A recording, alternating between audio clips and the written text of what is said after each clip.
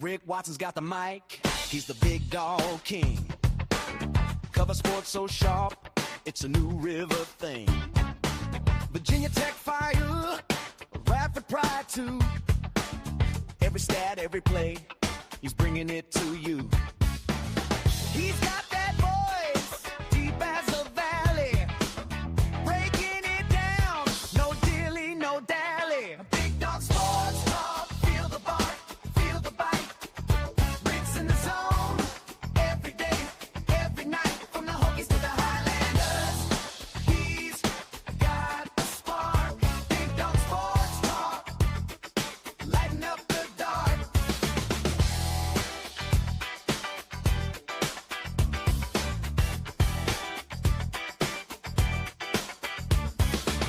He's got the scoop, faster than a sprint. Calling plays like a coach, every word's a hint. From the courts to the fields, the stories unfold. Rick's play-by-play. Big Dawg Pop rolling along here. How are you? Episode number 3. I've been sending out invitations here. If you want to join the program, hit me up on the Let the games begin. Big Dog Sports. Press the door text line 391-0788, or you can hit me up in the chat room. Sponsored by McClellan Chiropractor. We're going to talk about all sorts of stuff, whatever it might be. I am making sure here that I think I'm caught up. Anyway, as people jump in, we'll throw them on and we'll rock and roll. Going to have fun here on a Thursday. Happy pre-4th of July weekend. America turns 250 years old. How about that? 250. Oh my. Oh, no. Oh, no. That was out of nowhere. So good stuff. Good stuff all the way around. Hard to believe. And this is hard to believe. It's the 3rd episode of Big Dawg Pop. So hopefully we'll continue to grow and we'll proceed accordingly here. This thing is very particular recently about sending emails. I tried to send them out before I went live. I've noticed it's kind of hooked into when I'm live. I'm getting there to you, DVP, right now. So hopefully you'll get that. There we go. There we go. I hope you got it. I hope you got it. Yeah. Oh, I got one more I have to send too here. Got to send Nate one. I see you, Coach. I'll get you in just a sec. And one more. Coach Elmo has requested to come on. David Mabry's going to be with us here in just a little bit. Dwight Vick. We got all sorts of things going on, man. This could be wild. Nate Wise, our former baseball guy. He's now a golfing guy. We're going to have him on. I'm going to send him he's going to be on tomorrow's show, by the way. And let's hope I got his right. All right. So that should be everyone in the interim. And anybody else who wants to jump on, please do so, because we can handle about 6 people here on the program. All right, there's Coach Mabry right there. What is going on, Coach? Oh, I see that beautiful green wave hat behind you. Look at that helmet. Beautiful. How you doing, man? I'm doing well. Sweat my ass off like everybody else. But I know, right? I know. At least today wasn't nearly as humid. Does that make sense? I mean, it was hot, but boy, we didn't have that just collapsing in your lungs humidity. There was actually a tad. I went walking a little bit this afternoon, and there was actually a tad of a breeze. Of course, all it's blowing is hot air, but there was just a little bit. It just seemed like it wasn't quite as dead. Wasn't quite as dead as it was. So, what's up? Yeah, I know. Yeah, it wasn't bad. What's up, DVP? How are you? How is it up your way? Now you're up in the Northeast. I decided to cut the grass when it was 109 degrees out. Is that all? Yeah, that's it. It's bad. It's at one point it feel like in the town next to me was 111. Wow. We got Arizona. And I'm not too far, and we're not too far from the beach where I live, and the feel like was 109. No relief, but Plenty of traffic. Everybody good here? Okay, making sure things are. I'm testing out chat right now. Making sure everything's working. Yeah, I think we're okay. Everybody see everything okay? Yeah. Okay. All right, we're good. We're good. So, what we're going to start off today, gents. Well, first of all, what are you drinking, David? What do you got tonight? Are you beveraging? I knew.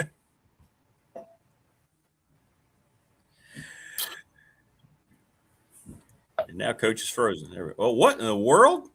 That'd Look at that, be DVP. We got a That's jar. Granny sweet tea.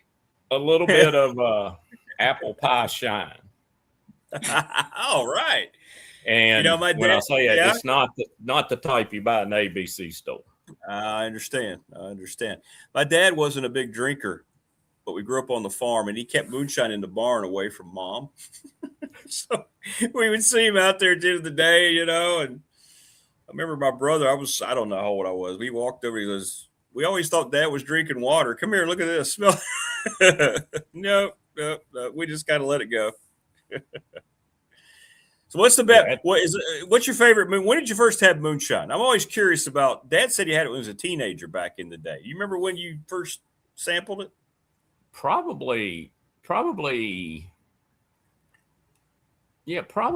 teenager. We had, I think I can tell tales now. Growing up in Christiansburg, we had sort of an alcohol supplier, Bootleg Bill. Bootleg Something just Bill. happened. Oh, wait a minute. I don't know what the hell that was. There Yeah. we go. And Bootleg Bill. I like that.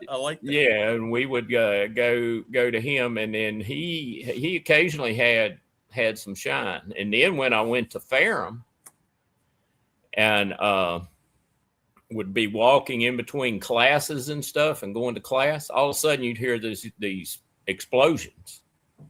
And I'm like, what in the hell was that? And then, cats that had been there a while, they were sitting there saying, oh, that's the revenuers are blowing up the stills. And I mean, all through the mountains, and it was nothing to hear them blowing them up.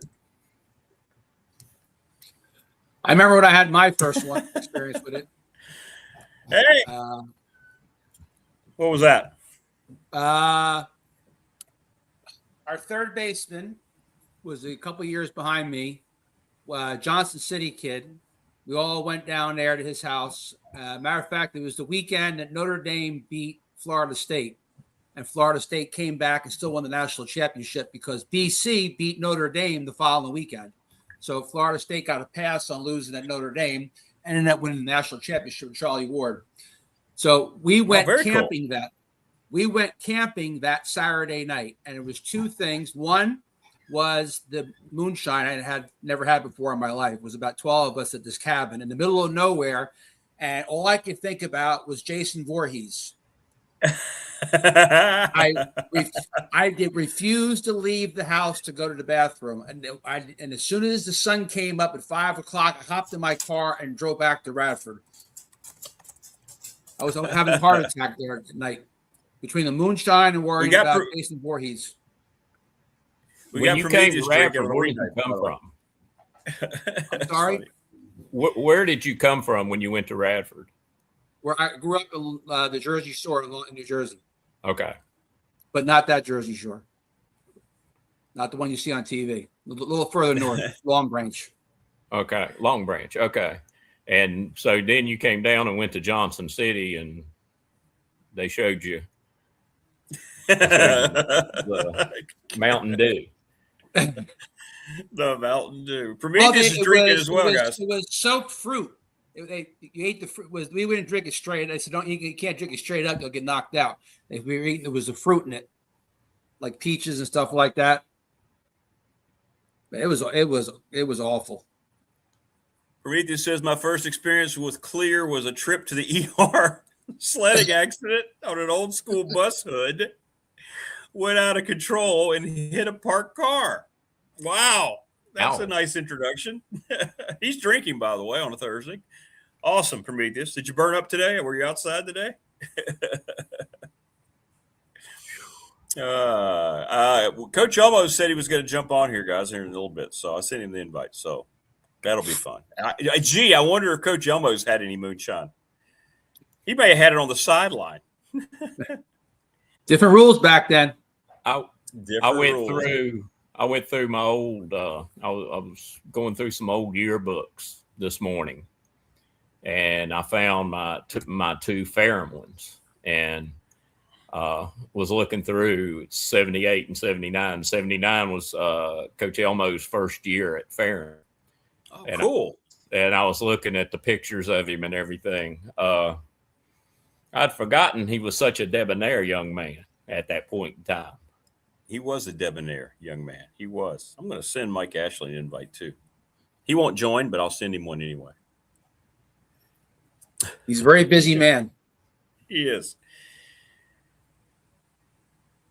He's probably at some brewery where he's at drinking some weird IPA. I'm going to tell him you're here, Denny. That'll entice him.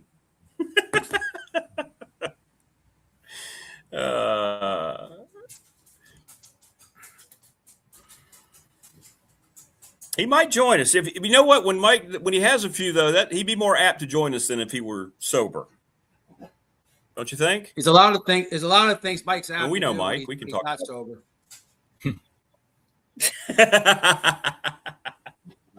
Not just jump on a YouTube show.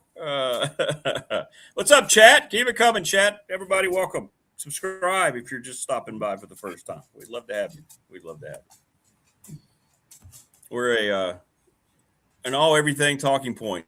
Just no insults to anybody. Don't use any stupidity in the chat, or you'll be gone quicker than you join, because I have that control.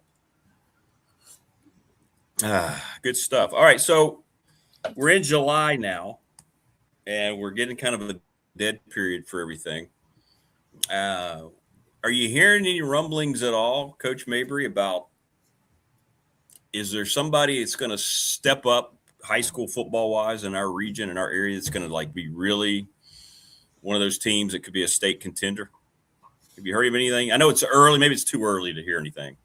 Not really. The only thing I'm hearing or seeing, I reckon the team to watch is going to be Roanoke Catholic. Yeah. Just for the simple reason they seem to have had one of those stellar recruiting.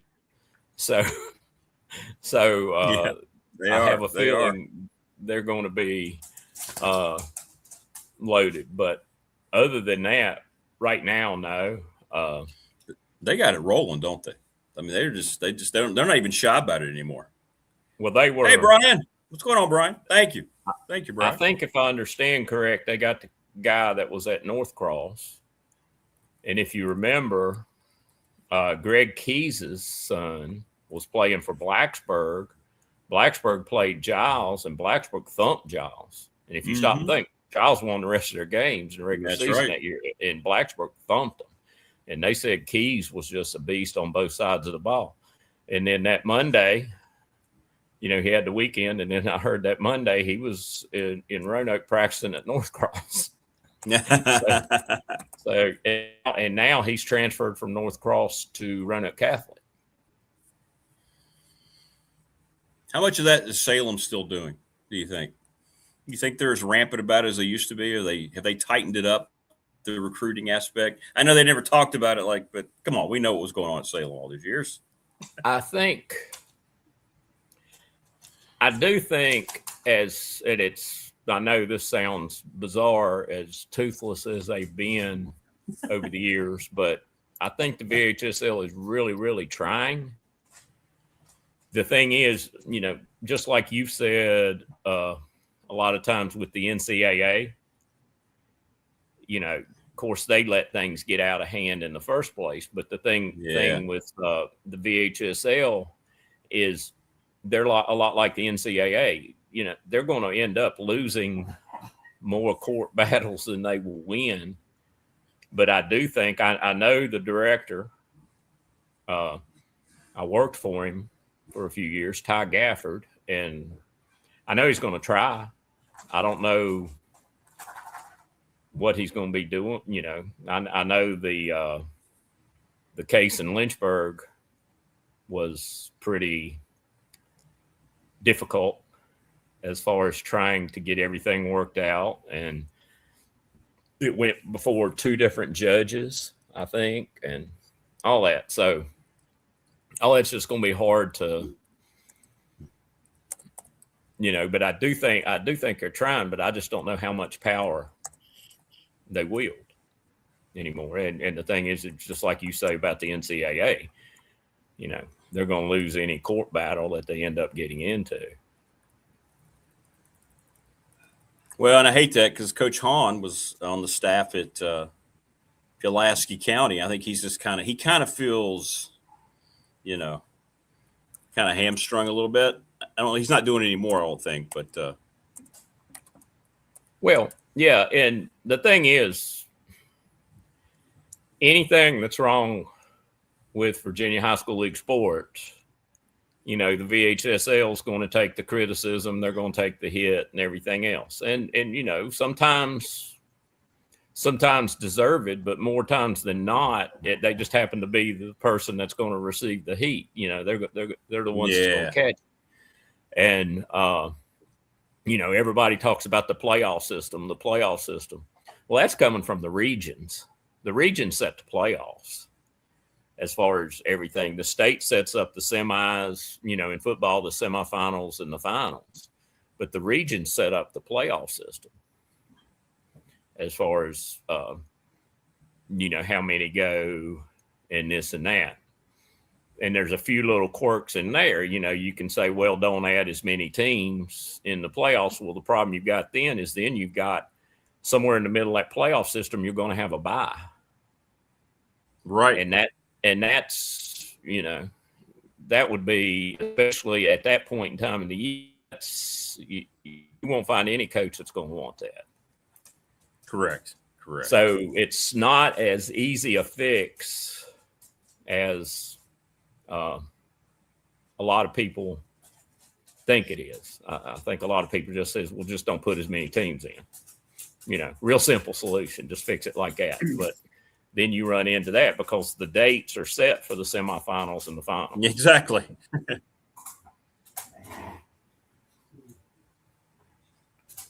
What's up? Brian says he's a Glenver alum. Great seeing the run they've been on. Yeah, no doubt about it.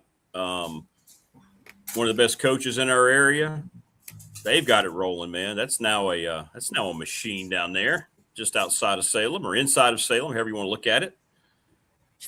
But yeah, go Glenver, go Highlanders. We love anybody, Denny, don't we? With the Highlander name, come on, man. Highlander name. Highlander name. By the way, Denny, we talked about this earlier. What the hell is wrong with baseball? Huh? Go ahead. That's pretty broad. What was it? Did you see the tweet? Baseball? Did you see the interview, or was a press con? I don't know. Jorge Posada gave. Yes, that's what I was going to ask you about. Baseball is unwatchable, and I retweeted it, and then Jeff Fry picked it up and agreed with me, and then it's unwatchable. Okay, everybody's looking at a computer, and that's what they're figuring out a lineup. That's what they're figuring out when they're sitting this one and that one. I mean, who the hell? I almost said the word. Who the hell back in the day, in the early mid-'90s, was putting a batting war together based on somebody's damn OPS? Correct. I don't know.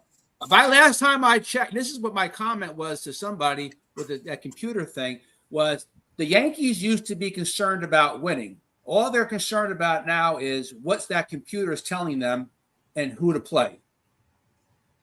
Well, it's bad when maybe Giancarlo could run into a fastball once every 26.6 at bats if we're lucky. Yeah, maybe so. Or look where Horowitz is with the Pirates. I just watched Ozuna in his last at bat, the game I was watching him play. He took 2 right down the middle for strike 2 and strike 3. He just walked away like no big deal. They don't care. They're trying to hit home runs. That's what he said. Yeah. It's exactly what he said. David, did you ever coach baseball? You coached everything else.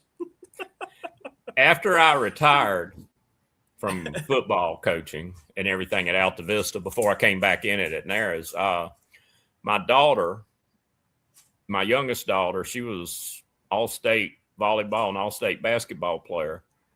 She tore her ACL during basketball season. Well, anyway, before that happened, a week before that happened, the softball coach came to me and said, "Why don't you be my assistant in softball?" And I said, "Why would I do that?" And he goes, "Well, you're going to be at all the games anyway. You might as well come and get paid. You'll be making more money than me because of your years, and it's based on percentage." And so I'm like, okay. So I did that. Well, my daughter tore her ACL, and of course, no watching my daughter. So the next year, they're playing in the state basketball tournament. She decides she's going to try and take a charge from Jada Boyd, who went on to play at NC State. Same knee, tore all the cartilage in it, had to have surgery.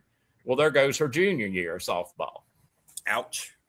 And then her senior year, I said, okay, I'm done. I'm just going to go. I said, the softball stuff's not for me. You talk about a sport with parents that just, all of them have that, but softball, they're right on top of you and everything. But and I gave it up. My daughter finally got to play again after for the first time since her freshman year of softball. She had hit like 3 home runs in 2 games. Was like 8 for 12, something like that. And then they ended the season because of COVID. Her senior year. So, of course. But yeah, I know I made that into a real long story, but yeah, 2 years of softball. Hey, Rick, I coached high school soccer one year up here in New Jersey. I'm going to take the comments off. I'll keep an eye on them, but that way we can see everybody. There we go. Sorry, I couldn't see you. Oh, yeah, I can't. Gee, do you have any By the way, hey, Morris, I don't even have to set Morris up. Morris, when did you first have moonshine? Go ahead. Good morning. Good morning. Quick, what's your answer? That tells you how much moonshine I had. Good morning. We got some moonshine when I was there we go. In my teenage years. A lot of stuff's happened there, as you guys might imagine from the other stories.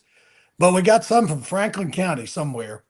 And I remember the guy dipped his finger in it to see if it's any good. And apparently if you light it, it makes a ring and will go all the way around your finger. And I said, damn, I didn't know that. And I know several people from Franklin County, which is known for moonshine. It is. Before we do anything else, Coach Mabry, I want you to know that I am coachable. I'm damn old. I'm really old. But I'm coachable. I want you to know that by this. Hey, he got the head. Run the damn ball. I love it. There you go. Run the damn ball. Nothing more demoralizing to a defense than you're going to run the ball 3.5 yards every time, and then the damn thing you can do about it. Where'd you find the hat? I mean, that was the most popular thing about the show last week was Coach I know it. And after I saw it, I thought Coach Baby was wearing that. I said, I got to get me that ball cap. I'm going to wear it tomorrow playing golf. I ordered it on Amazon. 18 bucks, I think it was. I've got another one. I can't find it. And it says, make some damn adjustments. Well, I want to tell you that I'm still coachable and you can still coach. And just to show you that I'm an A+ student, this is not neat, but this is a 1 pour, and it is Glenfiddich 12-year single malt Scotch. Oh, okay. Wow. Hey. Thank you very much. Yeah, thank you very much. By the way, the bash is coming together. Danny, you wish you could come down for the bash, July 18th. Come on, man. What's a bash? We're having the BDST bash at the NRV Super Bowl. We might actually do some bowling. Who knows? It's all on Morris. He's buying 5 drinks for everybody. God, this is a moving target. Yeah, July 18th. So, Coach Mabry, hopefully you can be there. It's going to be fun. I don't know. We're going to get a head count soon. So, I'm trying to have a head count next week. Yeah. I'm going to try now. Morris has got a 6-drink limit on everybody?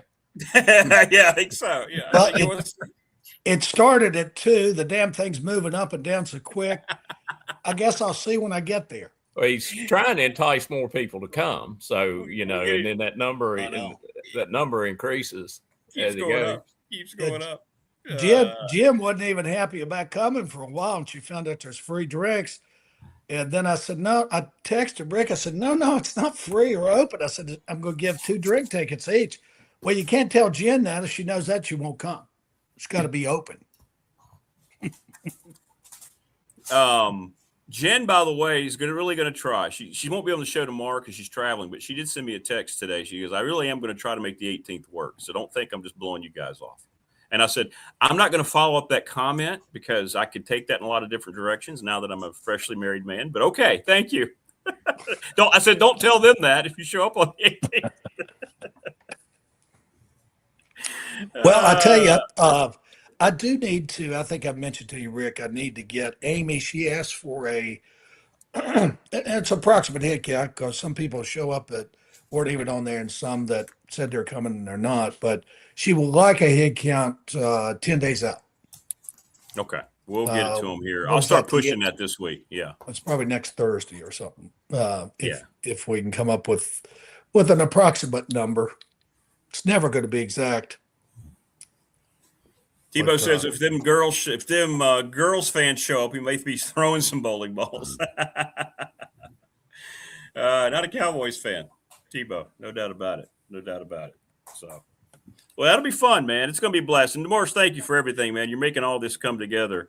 So yeah. Well, Coach almost says I'm still at happy hour. Give me some time. I tell you what, if he's coming out of happy hour, I don't think there's going to be much of a filter on what he says. No, hey, it's true. That's true. I never played for the guy, but I can imagine talking about a flat browbeating each practice. It had to be brutal. Well, he said it the best. He said something like, what was it? I quoted him, or I wrote about him in the Patriot this week. He said something like, I may not have been on everybody's menu for very long, but he said something like, it was a great line. When I was there, those players sure ate a hell of a lot better than they did before I got there. I'll tell you that, and it's a good line. It makes a lot of sense. Well, I'm sure a lot of the players, probably most of the players that played for him, they adore the guy now. Yeah. He taught them some life lessons. Yeah. Hey, we're told Devin says we look like a cover band in the 80s, kind of low key. Thanks, Devin. I appreciate that. Just imagine what our hair looked like back in the 80s. David's already a musician, right? Morris, come on. We're already there. And Denny and I can just fill in. Denny looks like a lead singer from a grudge band in the 80s. He does. He's got that look. It's been called worse. You look good. I meant that as a compliment, Danny. No, I'm kidding. It's all right. He does. He really does. I could see him running around stage in shorts, even. Like HDDC. Thanks, Devin. You're right. I think we kind of do. We'll take that. At least, we'll take that. We got to sound better than some of these bands that are touring now from the 80s. They sound so bad. I've been watching some of these highlights of David Lee Roth. He's out. Oh my Lord. Do you need the money that bad? Did you blow it all on drugs and booze? And hey, speaking of that, my wife and I, because last week I didn't make the show, my wife and I went and saw Barry Manilow at the Prudential Center. And you saw Barry Manilow. How was that, man? Well, they delayed us getting into the Prudential Center first by 10 minutes, then another 10. And I'm looking at my wife I'm like, something's going on here. And then we get in, the concert starts at 7. About 10 after, some comedian who does jokes by playing a guitar. Everything's like, as a matter of fact, he did a David Lee Roth joke, so whatever. He was on that grand total time. Barry was on stage was 7:40 to 7:40. It was like an hour. It was like 70 minutes total. For that, what normally he was doing, we've been to see him play at Radio City Music Hall a few times, and that show was starting at, that show was almost going 3 hours. How And, old is he? He's 80 now, right? He's He's 80. 83. Yeah. I just looked it up. Wow. Well, somebody came up in front of where we were sitting and talked like he actually knew something was going on, and he said there's a problem backstage with Barry. Oh, sheesh. Because it didn't seem right that he was. Well, first they said the reason why they let us in late was because he was late for sound check. And I said to my wife, well, they lost about 20 minutes of people buying concessions by keeping everybody outside. And just the whole thing seemed weird, and like some of the songs, it sounded like it was certain parts of the lyrics were being put in over line, on the loudspeaker but it was just. I don't know what he's doing. I mean, obviously he doesn't need the money. I also think maybe too he feels so loyal to that concert was canceled back in April. This whole tour he's currently on was canceled because of the throat cancer he had. No. And he's just coming back from it. I think he's kind of doing it as a goodbye to these fans. I am not coming back here again. Hey, want to say hello to Denless. What's up, Annabelle? Denless_Annabelle_1. Welcome. Subscribe. Or I'm sorry, Dihles. Dillis Annabelle. Sorry, not great at reading that. I had a friend of mine go see Billy Gibbons from ZZ Top about a month and a half ago or so, and he was telling me that there was a lot of backtrack played on his guitar riffs and vocals. They said there was a whole lot of backtrack played on that, and I was like, "Please don't tell me that. Please don't tell me that." But you get to a certain point in time, it's probably tough to keep doing it. Well, it was a sin what they were doing to Frankie Valli. Oh, I know. God, that's terrible. They were doing that poor guy. That was sad. I can't imagine he still owes that guy money. They said sometimes he'd go out, and the only reason he knew he could sing, he saw the microphone because he's got dementia or something. Like, so he's battling. Like, he just saw the microphone, so his instincts, and they just let him go. I mean, it's just sad. It is. People just trying to milk it. Have y'all seen clips of KC and the Sunshine Band? Yes. I have not. Uh-oh. How bad is it? And the thing is, the best of my knowledge, he doesn't have any dementia or anything. Yeah. He did. He did back then. He's eaten a few pies. But it's right, now I gotta backtrack and lip sync all the way. Do a little dance, make a little love, get down tonight. Oh, is he really? He's just lip syncing?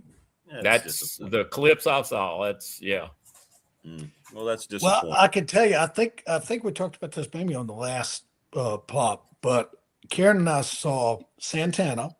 Santana's mid-70s.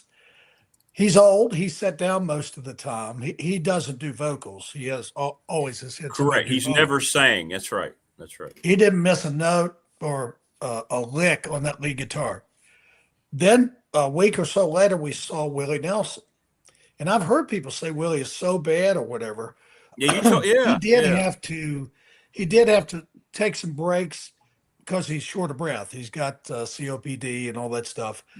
And probably with all the weed he's smoked, it's really taken an effect. But when you could tell he was getting short of breath, he just turned the microphone around. Everybody knows his songs, and they would help him. They let them sing. That's cool. That's good. But he didn't miss a lick on Old Trigger, his beat up guitar. He played that to a T. Big fan of the song Winning. 93 years old. Santana's Winning in the 80s. Y'all remember that song, Winning? Yep. That was my favorite. I love that song. That was a good song. It was a good tune.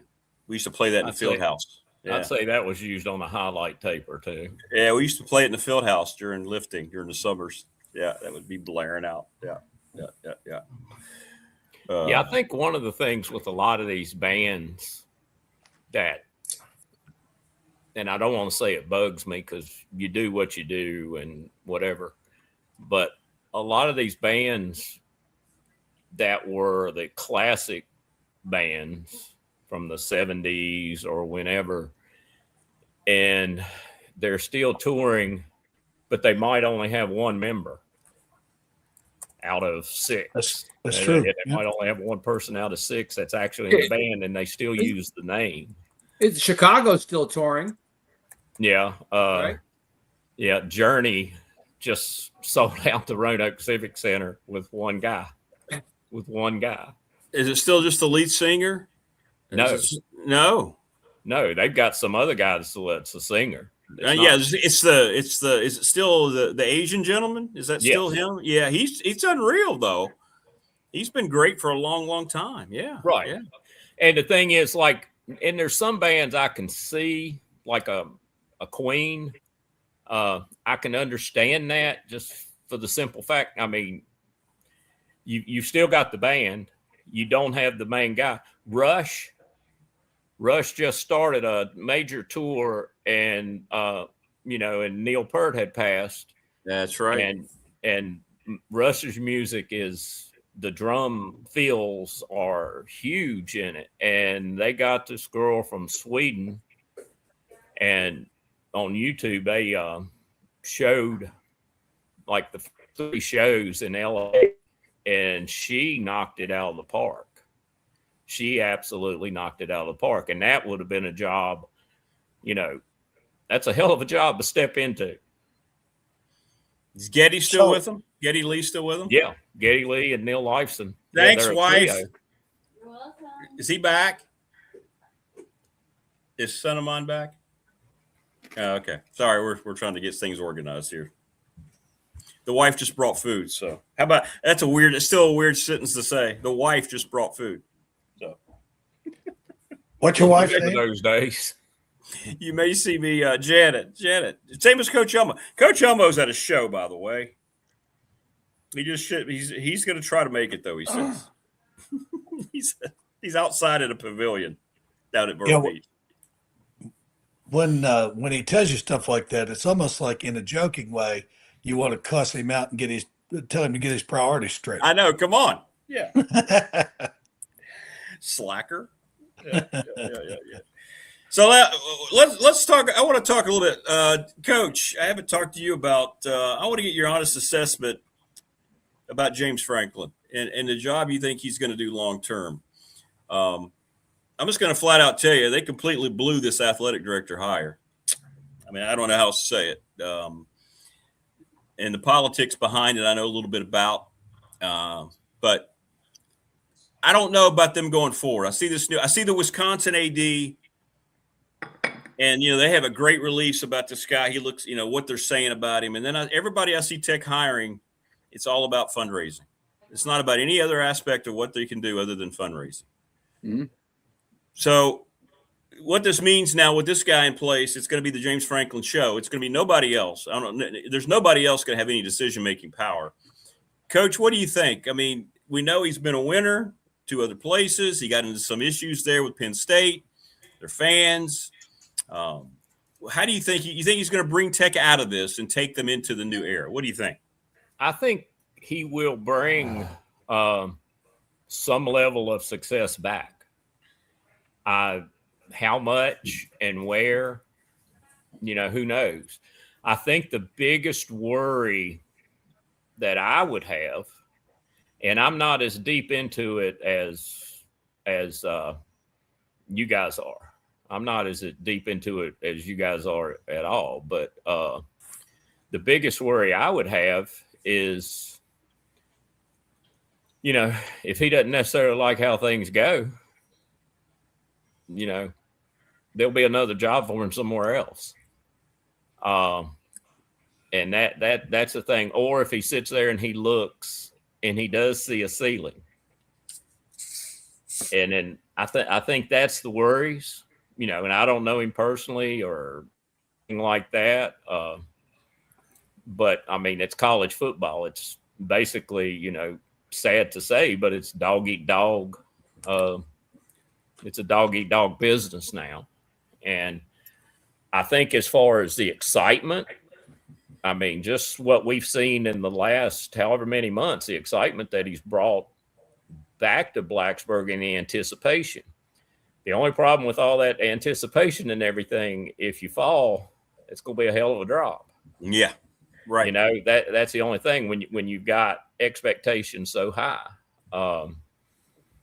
But, you know, as far as long term, that would be the worry. As far as the AD part and all that, I can't speak on any of that because I know very little about all that. I can tell you some things. I don't even really want to know if I want to get into it or not. I was and I still am a season ticket women's basketball program holder. And to say I was not happy a couple of years ago and I understand the business end of it. And I heard you on your show and you explained it, you know, pretty well, and I understand it. That doesn't mean I liked it. But when all of a sudden the coach that brought that program to the level they were at right there didn't, you know, needed money to compete on that level and basically didn't get it. Left, did not get it. Right. And left. And the next day, a certain coach who coached football, who I won't say the name because he's still there, who was a position coach, was made a millionaire. Right. And that didn't, I mean, I understand football. I understand football makes the whole show run. But as a season ticket holder for the women's basketball program and everything, that, you know, needless to say, that did bother me. And I'm not saying it was wrong, but it didn't please me. So you talk about Bonnie, right? Bonnie Hendrick. You talking about Bonnie Hendrickson? Did you go back that far? I knew you were going to come back with that too. I'm thankful to those years too, because it was good basketball back then. And the biggest thing is I got to take 2 of my 3 daughters to go see Diana Taurasi on 3 different occasions, I believe, on 3 different occasions. And they can say my money's worth. They can say they saw one of the best to ever do it. I hear you, Coach. You're talking about the current situation, and we lost a coach to Kentucky, and then hired a lady from, where was she at Marquette, I believe. I think she's doing a good job, actually. But they're solid. They're solid. It's the thing is though, she's not, and it's not a knock on her, but. And again, I want to word it right because as sure as I say this, it'll come out wrong. She's getting good players. She's getting good players. Okay. And maybe we got spoiled a little bit with the Taylor Souls and the Kayla Kings and the George A. Moores and the Liz Kitleys. And we might have got a tad bit spoiled. That's some great players. And when I go away, guys, I'm just like Carly Wenzel, he brought in,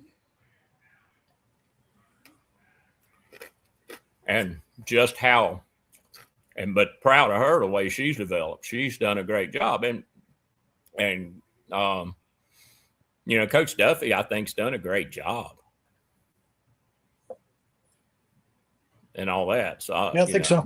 That doesn't bother me because, like I said, I keep renewing my season ticket. So tried to get her on the show. So their SID at the time, they have an SID that travels with every sport.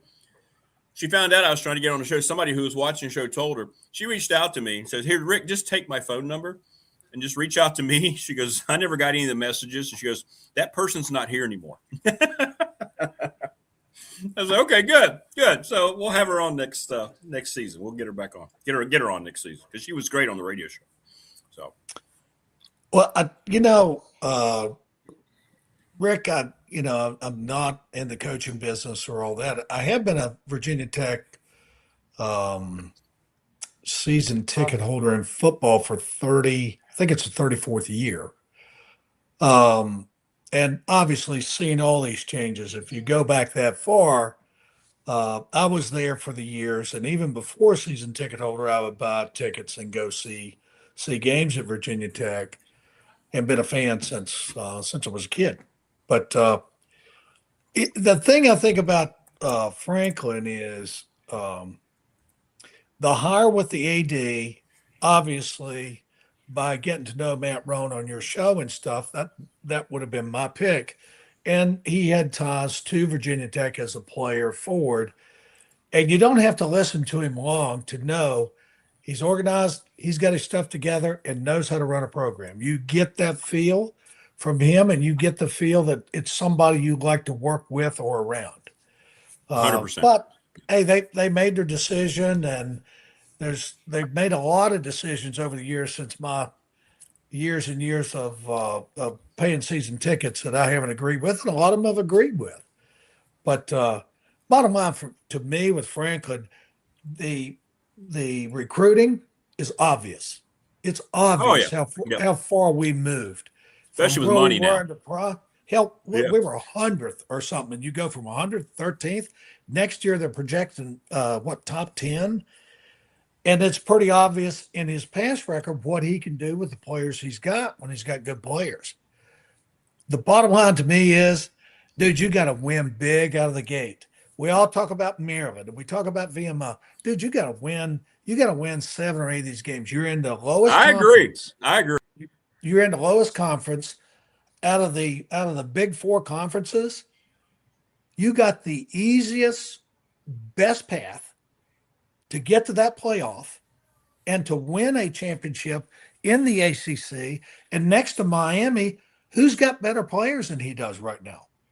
Maybe Carolina. I guess they've recruited pretty good, but Wake Forest doesn't have it. Duke doesn't. Well, right have now, it. you mean right now team?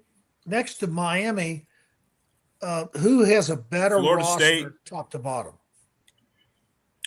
Florida State, Miami, maybe Pitt, definitely SMU. I'm talking about this year's team. Now I'm not talking about future teams. Correct. I think there's probably 5 or 6. This year's team. Yeah. SMU's loaded, by the way. Yeah. Rick, let me ask you a question, and you might not want to answer it. Yeah.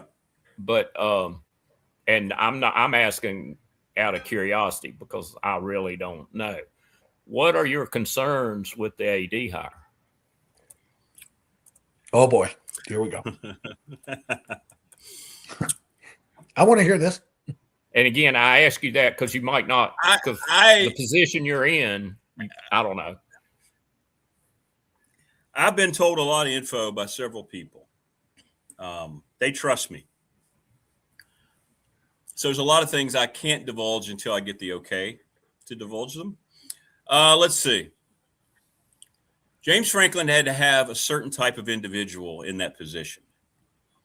He had to have an individual. He had to have an individual that will agree with him all the time. That's the nicest way I can say it. Matt Rohn is so good at what he does. I think that came down to the way it comes down to me is he realized that would not necessarily be the case with Matt Rohn as opposed to. So Matt Rohn did put in for it? Yes. Oh, my God. Oh, yes. My Yes. God. Yes. Okay. Yeah. And see, I didn't I'm know not any even in the know 704 miles away. One can say that putting in for it is a vast understatement. Yes. But again, these are things that I'm going to wait until he feels more comfortable. He's going to do a great job at JMU, and he is going to get a Power 4 job very soon because he did not. People thought this was going to be a done deal with him in Blacksburg, and now that he hasn't, he's already gotten 5 Power 4 schools that are getting ready to change ADs. 3 of those are in the Big Ten. One is in the SEC, and the other one's in the ACC. He won't be out of the Power 4 situation very long. Let's just put it that way. Yeah, like I say, that part of the stuff I don't read a lot about, and I pull for Tech play. I'm not the fanatic guy or anything like that, but I definitely pull for them. But I pull for Virginia too. You know, I know that's like sacrilege to a lot of people, but you know, if it's an in-state school, I'm pulling for them. And I grew up in Blacksburg, so there'll always be ties to Tech. I do too, Coach. Yeah. I don't. If JMU's playing or Virginia's playing or ODU's playing, if they're not playing Virginia Tech, yeah, I'm from Virginia and now looking from afar, but I pull for Virginia team, sure. And if Virginia's playing Tech, I always, you know, and again, not that it makes a difference how I'm pulling for it, because most of the time, if it's a football game, I'm sitting there analyzing, trying to break it down, as opposed to rah, run, score type of thing. But, you know, if Tech is playing UVA, my whole thing is who's the game more important to? I'll tell you what, Rick, after you just explained the way you did and couched that thing on the AD, if I were you, I'd make a beeline over to Grand Piano and see if you could take charge of that damn sofa department. Because you did a hell of a job right there, buddy. Well, I get told good.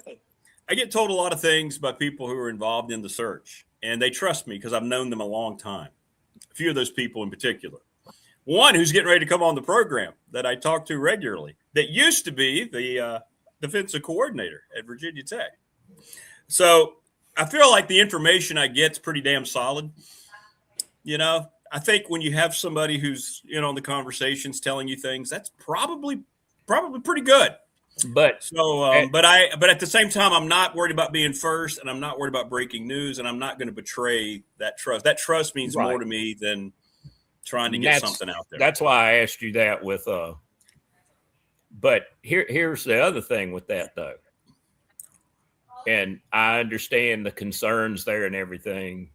If Franklin has and is going to have and has that much power in the way things, the whole scheme of things in today's college football world anymore, isn't it going to be like that at most everywhere? I think maybe. And if that cat's going to be your highest paid state employee, I don't know. That's a great question. Franklin's definitely that guy. He has to be in charge. Not that he just wants to. Yeah. There we go. We had a little problem there. Everybody good now? I don't know if this is on my end tonight, internet-wise or not. I may try something different here in a second. Probably is. You were a little choppy now. There. But... It could be. Coach, that might be. Yeah. Coach, it might be. That might be where we're going. I think the approach of it's going to be interesting to see, you know. I mean, it quit being college athletics, a while ago. And now it's come down to we've got to support that football program, hell or high water. And again, I'm a football guy. I have a retirement. I raised 3 children. Got them all educated. Everything I have is because of the game of football. But I also see where, as time goes on, things have gone askew with it. Well, look at the situation this past year with Ole Miss and Lane Kiffin, and then the buyout for Kelly. Yeah, I mean, that whole thing was a nightmare. Good example.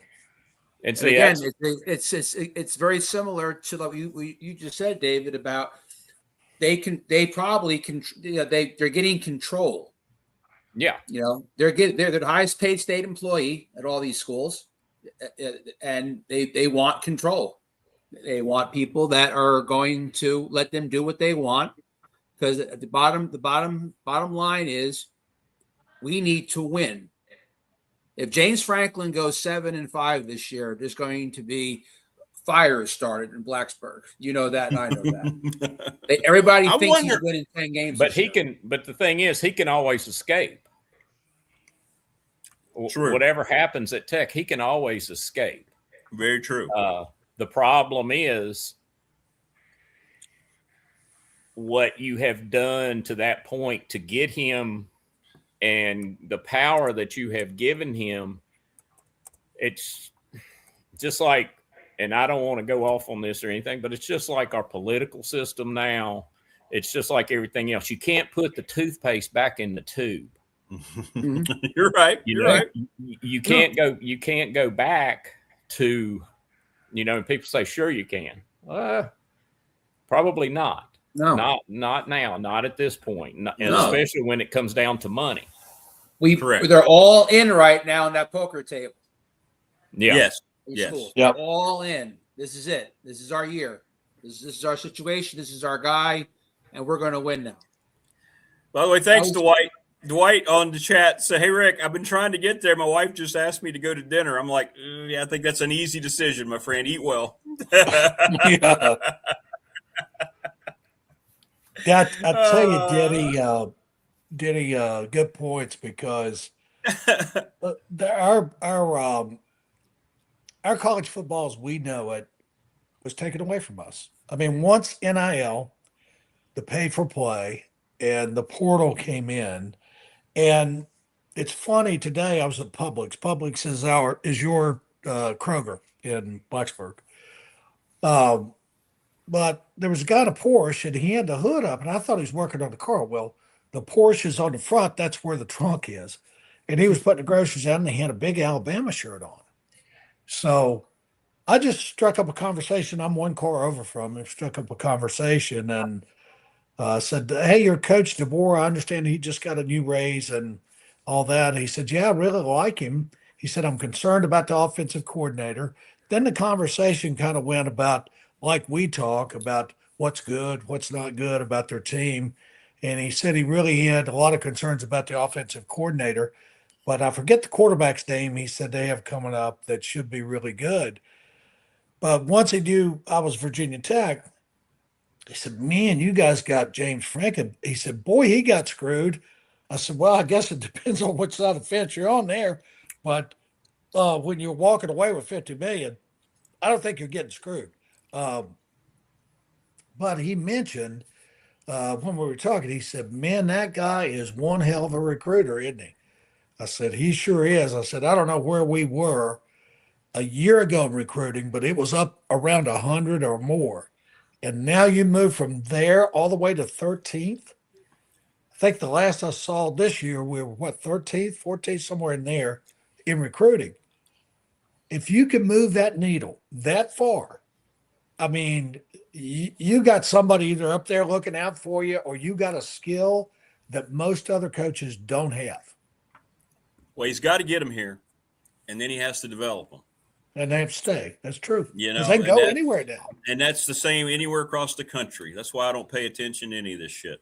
It's like, I mean, everybody gets all excited. It's great for fans. I understand fans are eager to see it turn around. And if he gets them here, then that's great. But nobody that he's recruited and has committed for 27 is being left alone if they're deemed worthy.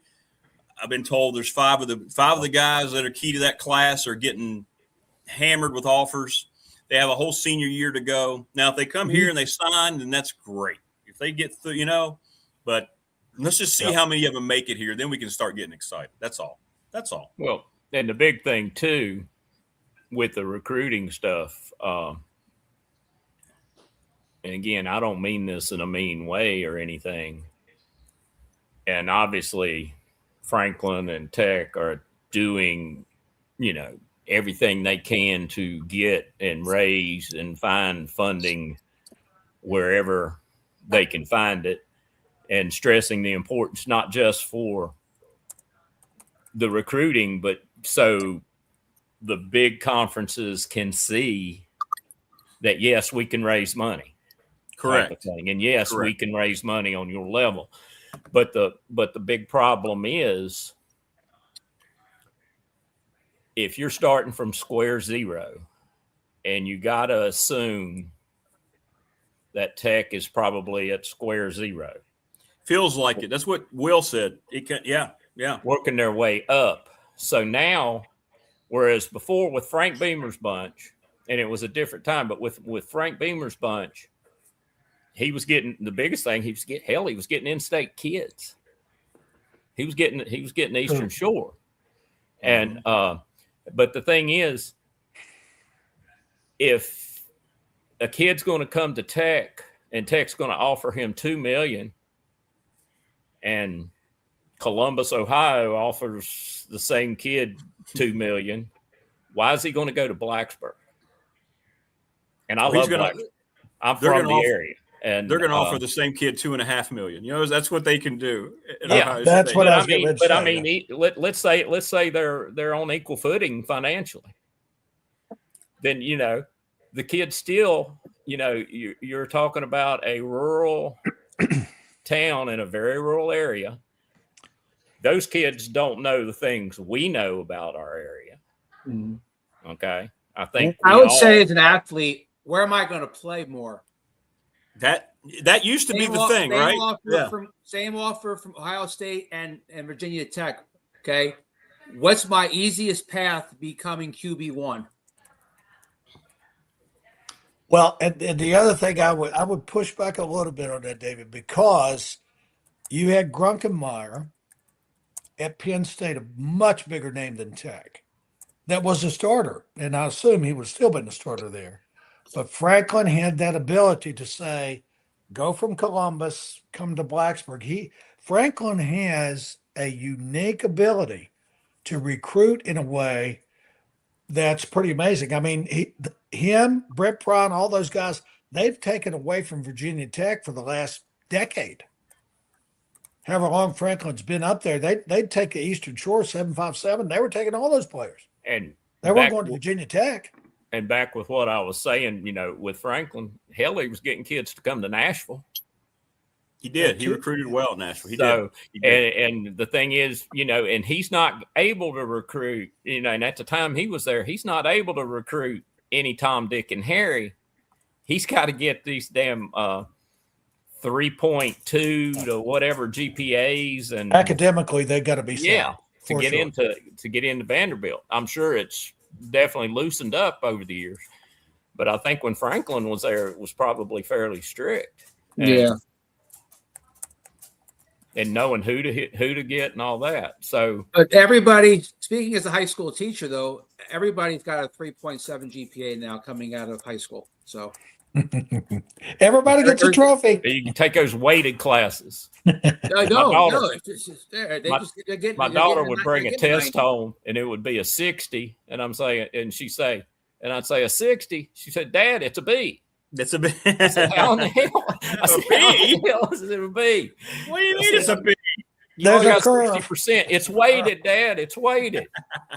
To David's point about Franklin, though, you know, nobody's questioning that this man can recruit. Okay. The problem there's no doubt. Yeah. The issue is he was picked second or third in the country last year in the preseason.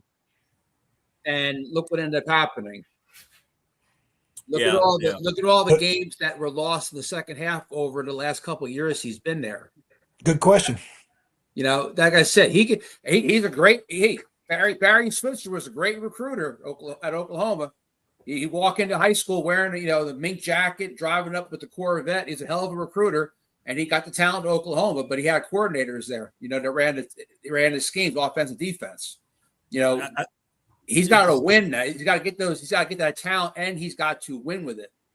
Okay? It's the John Madden rule, right, guys? You know, John Madden, when he said, why did he leave the Raiders after 10 years? He said, after 10 years, that's about all you need to be there. The message is the message is done. And he always wanted to be a broadcaster. But 10 years, and you know what? I'm starting to think that's right. Well, how long was Franklin at Penn State? 12 years? 13. Whatever it was? 13 years? Okay, so maybe that's what started to happen. In college, it's a little different, but I'm starting to buy into that more. 10 years? Maybe it is time after 10 years. And no national championship. And at Penn State, they think they're Rutgers. They think they invented football. Yeah, they do. As do a lot of schools like that. But, you know, he was there 12 years or whatever and won a lot of games. But, you know, but the thing is, toward the end of his career, he was more known for the games he didn't win. Mm-hmm. Correct. The big games that he lost and all that, which is not a fair way to judge because, you know, it's not. You know, in the 2000s, what is Penn State's ceiling? You know, we were talking about, you know, earlier I said something about what's Virginia Tech's ceiling. Well, what is Penn State's ceiling in the 2000s? Yep. Well, what Bill O'Brien did to me is nothing short of a miracle in the 2 years he was there. Oh, after Sandusky? After the Sandusky disaster. And what was allowed to happen at that place. I mean, they almost got the death penalty. They almost killed the program themselves. And what he did to bridge that gap, Coach of the Year in the conference, and then to go on after that, I think he went to the NFL after that. Is that when he took the Texans job? She did. And then here comes James Franklin saying, well, thank you for bridging the gap. And then he took it to, you know, back to levels that Penn State was used to. So they both did a great job of resurrecting that program. There's no question. No question. Hey, Jeff, good to see you, man. Good to see you. You're the cool kid, Jeff. Listen, I got a question for you three guys. Hypothetical. Let's say that Franklin knocks it out of the park. He does almost a Cignetti. And over the next year or 2 years, that he recruits well, he gets the people in, the money comes rolling in from TAC, not just the 200-some million that they committed back in the fall, but the 75 million. Money starts rolling in. Buildings are built. Things are done. And he's winning. And the Lane Stadium atmosphere is, in my opinion, second to none. I mean, that is the college atmosphere. You can say all the rest of them too, and they're great. But if he does that and he gets to the next level with Tech, in my opinion, there's no easier path than certainly being in the ACC right now to get into the playoffs every year, to have a chance at the ACC championship every year. That could be Big 12 or whatever later. I get that. But say he builds that here. He gets his buildings. He gets all of his people, and we're winning and we're going way deep into the playoffs. Why would he leave and go to LSU or Alabama if that job came open, or Michigan, my God, and go to one of those where, dude, if you don't win right now, because we already have all the stuff. We already have it. Tech's having to Why would you leave? Tech's having to do gymnastics now to give him what he wants. If he has playoff success in 2 to 3 years, and all of a sudden the SEC money schools start calling, there's no hoops to jump through. He can come in and say, we could this still is how pay it's going him. to be, and go. Should have thrown that in. We can still, 2 yeah, or 3 years, we can still pay him. I think when you hit the point there. Okay, just like the ACC, you look at Clemson and look at Dabo. Okay. He ran. They just like Florida State before Clemson. Florida State ran the ACC.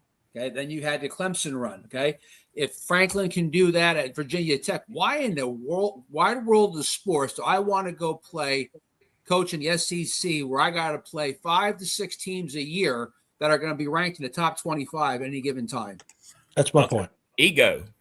Correct.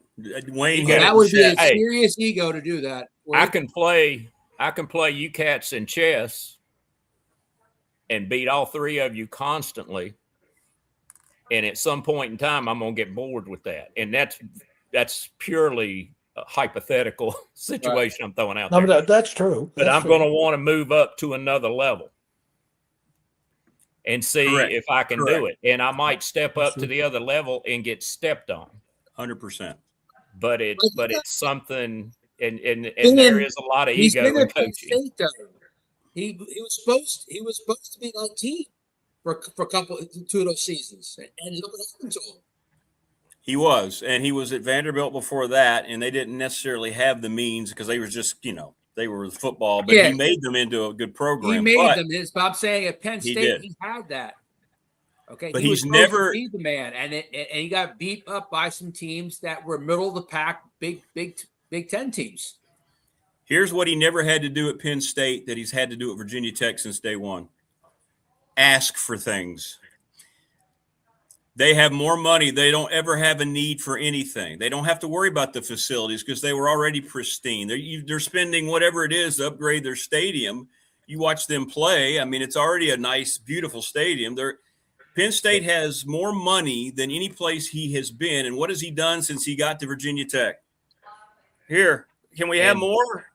And it's not as much ask for things as it is educate my employers. Correct, which is what he's doing right now. Correct, yeah. 100%. If you want this, and he sees, and face it, when Tech was going after a coach, there was desperation there. Yes. We want this, and we've got to get this, and we will do whatever it takes to get this. And when he came in, he came in knowing this is mine. I can do whatever I can. Correct. Now I've got to teach these cats what to do. And that's the good part of this. That is exactly right. That's exactly right. That makes sense. By the way, let's destroy the myth right now. There was only one guy they went after, Virginia Tech.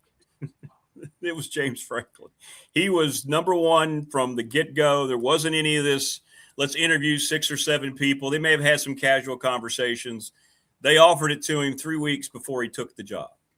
And they just waited in a holding pattern with Jimmy Sexton. Jimmy Sexton made a lot of trips, and there was a lot of that going on. But Tech had one person in mind, and they ended up getting him. So it works out great when you get your target like that. Didn't he have that big interview on ESPN before? Was it right after he got fired?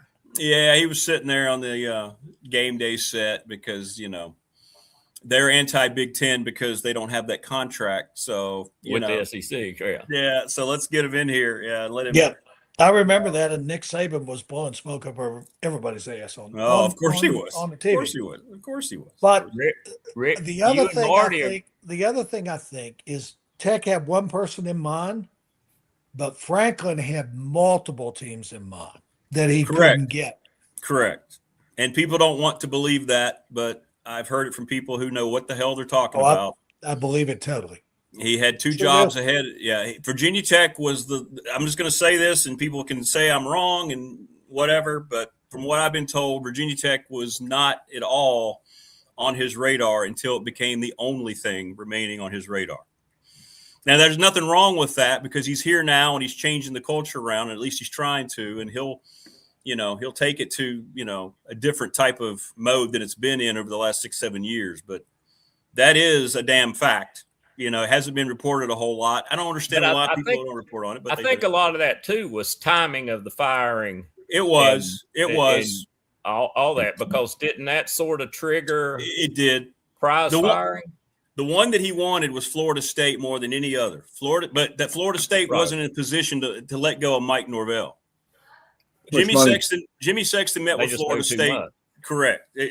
That's the job that he really, really wanted. He wants to be at a blue blood. He's been at a blue blood. He understands what kind of entrees that brings him every evening when he's at a blue blood, right? He doesn't have to sit there and focus on this other stuff that he's had to since he got here to Blacksburg. So, but it's not, it doesn't matter how he got here or why he got here. The point is he's now here. So Virginia Tech got their man. They got their man, and Tech fans excited. And I'm glad Tech fans excited because they've been a hell of a fan base that have suffered for a very long time.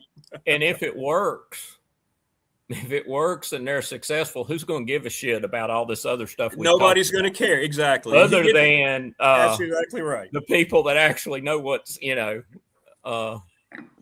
but it'll all go away, David. You're right. If they show up year one and go to the ACC title game, who cares?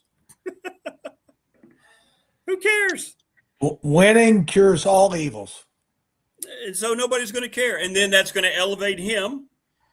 And then his reputation starts to come back, right? And that's what he's doing right now. Virginia Tech, I think, is a rehab stop for him. Well, and that was something I said earlier. How long, is Blacksburg a place to retire for him or anything like that? No.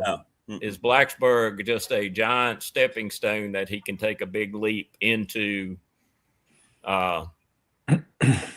one of the major jobs? Well, here's the thing I worry about is this, and I want you guys to chime in. I think James Franklin's going to be successful. I think he's going to be successful enough to finally get somewhere he wants to be. I don't know how many years that'll be, but my concern is, what are they going to do with the next coaching hire when that comes down? I'm talking about long-term for Tech fans, right? Well, that goes back to what I was saying about putting the toothpaste back in the tube. You've given this man this much power plus the amount of money that you're trying to generate, and all of a sudden he exits, and you go out and there's not a James Franklin out there when you're going to hire, or let's just say there's not anybody. Hell, there might be. Hell, Bear Bryant might come back from the dead. You never know. But I'm even thinking if they do that, do like they did with Bud Foster, just promote the defensive coordinator. That was a joke.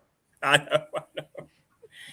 Well, then it comes down to Brian White if he's still there. You just do that. Wait a minute. Yep. So, hang on. If he's still there. For me, this is calling us haters, and we're criticizing. We're not. What are we? How are we hating James Franklin? I hate that term, haters. Just because you're talking about something doesn't make you a hater. No. Just because you have a little bit of knowledge about how things went down doesn't make you a hater. I just said I think he's going to be very successful here. Now, and we all want him to be successful. Correct. It's good for everybody. We all want him to be successful. Why are we haters for just discussing this topic? I don't understand that. The thing we hate on is the state of college football in general. Yeah, we hate that. And but unfortunately, that's every school and everything and all that. But it's not Tech and it's not James Franklin. But we're looking at different scenarios that could pop up. Yeah, I mean, I'm not going to come on and everybody wants to just act like he can't do anything wrong. And no, he did a lot of things wrong at Penn State. Everybody does things wrong. Nobody judges anybody. But the situation, if he has a certain reputation, he's earned that reputation. All right. These aren't people that are just creating this on their own. Now, what David said is true. Penn State fan is completely irrational about their position in the sport because they haven't, we haven't won. When was their last title? When was Penn State's last title? I don't even know. National championship? When was that? When was that? National championship was I at that game in Dolphin Stadium where Joe Pa and Bowden played. I had seats right behind Joe Pa's bench. Buddy. I can't remember. I'm not sure that was it, but I saw that game. 1986. 86. Wow. Is it 86? Jeez, Louis. All right, so what's that? 40 years. Miami 14-10 in the 1987 Fiesta Bowl. 40 years. Wow. And they have this mindset like they're relevant, just kind of like the New York Knicks had fans for a long time until they entered the 53-year drought, right?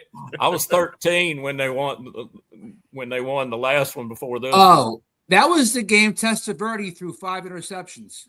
Was it really? Was that the same game? I'm almost positive. That's the game I think they picked off Testaverde. Yeah, the Fiesta Bowl. I think you're right. And that's the thing. It goes back to, any criticism that Franklin got from Penn State. in the hell just happened? He got it because they couldn't get past that ceiling after 12 years. They were a good football team. They were a top 20, top 15, top 10. There we go. But, like we said, a lot of these fan bases get so spoiled and they think they're a whole lot more than what they are. Rick, I think you were touching on this before, and I love Prometheus. He has so many good comments during the morning show, and he's always on target. He has so many good comments, but so not ragging on Prometheus, but nobody is hating anybody. Some of the best college professors I had were the ones that encouraged you to ask searching questions, good or bad. If you have the ability to ask searching questions, whichever side you're on, and let the people speak. My daughter one time, this was a political thing, but she was on a political candidate or whatever. She wouldn't let the other person speak. And I told her, I said, Carmel, I said, just let them speak. Hear them. I have a lot of friends. I'm probably more conservative as an independent, but if I meet somebody that's way to the left or whatever, I want to hear them. I want to hear what they have to say. Not that I'm going to agree with them, and I may on some points, but the ability to let people speak. They have that right. At least in America, still, we have that right. Yeah. Just let them speak. Yeah, I hate echo Sorry chambers. about that. I got a little crazy. No, but it's a sports talk radio show. Yeah, we're not an echo chamber. I don't want anybody to agree with me either. We could sit there and just give stats and numbers and that type of thing. Or we could sit here and listen to Rick bitch about the Marvel universe because he got the inside scoop on Avengers Doomsday. Y'all want to see it? Hey, I read it this morning already. Doesn't that sound terrible? I don't. Well, we're going to turn everybody. We're going to lose all our viewers here. I don't know. We might get more. We might get more. They can already be lost. The whole multiverse thing is just stupid. I'm not a fan of, and I wasn't a fan of when DC did it. DC did it first, unfortunately. But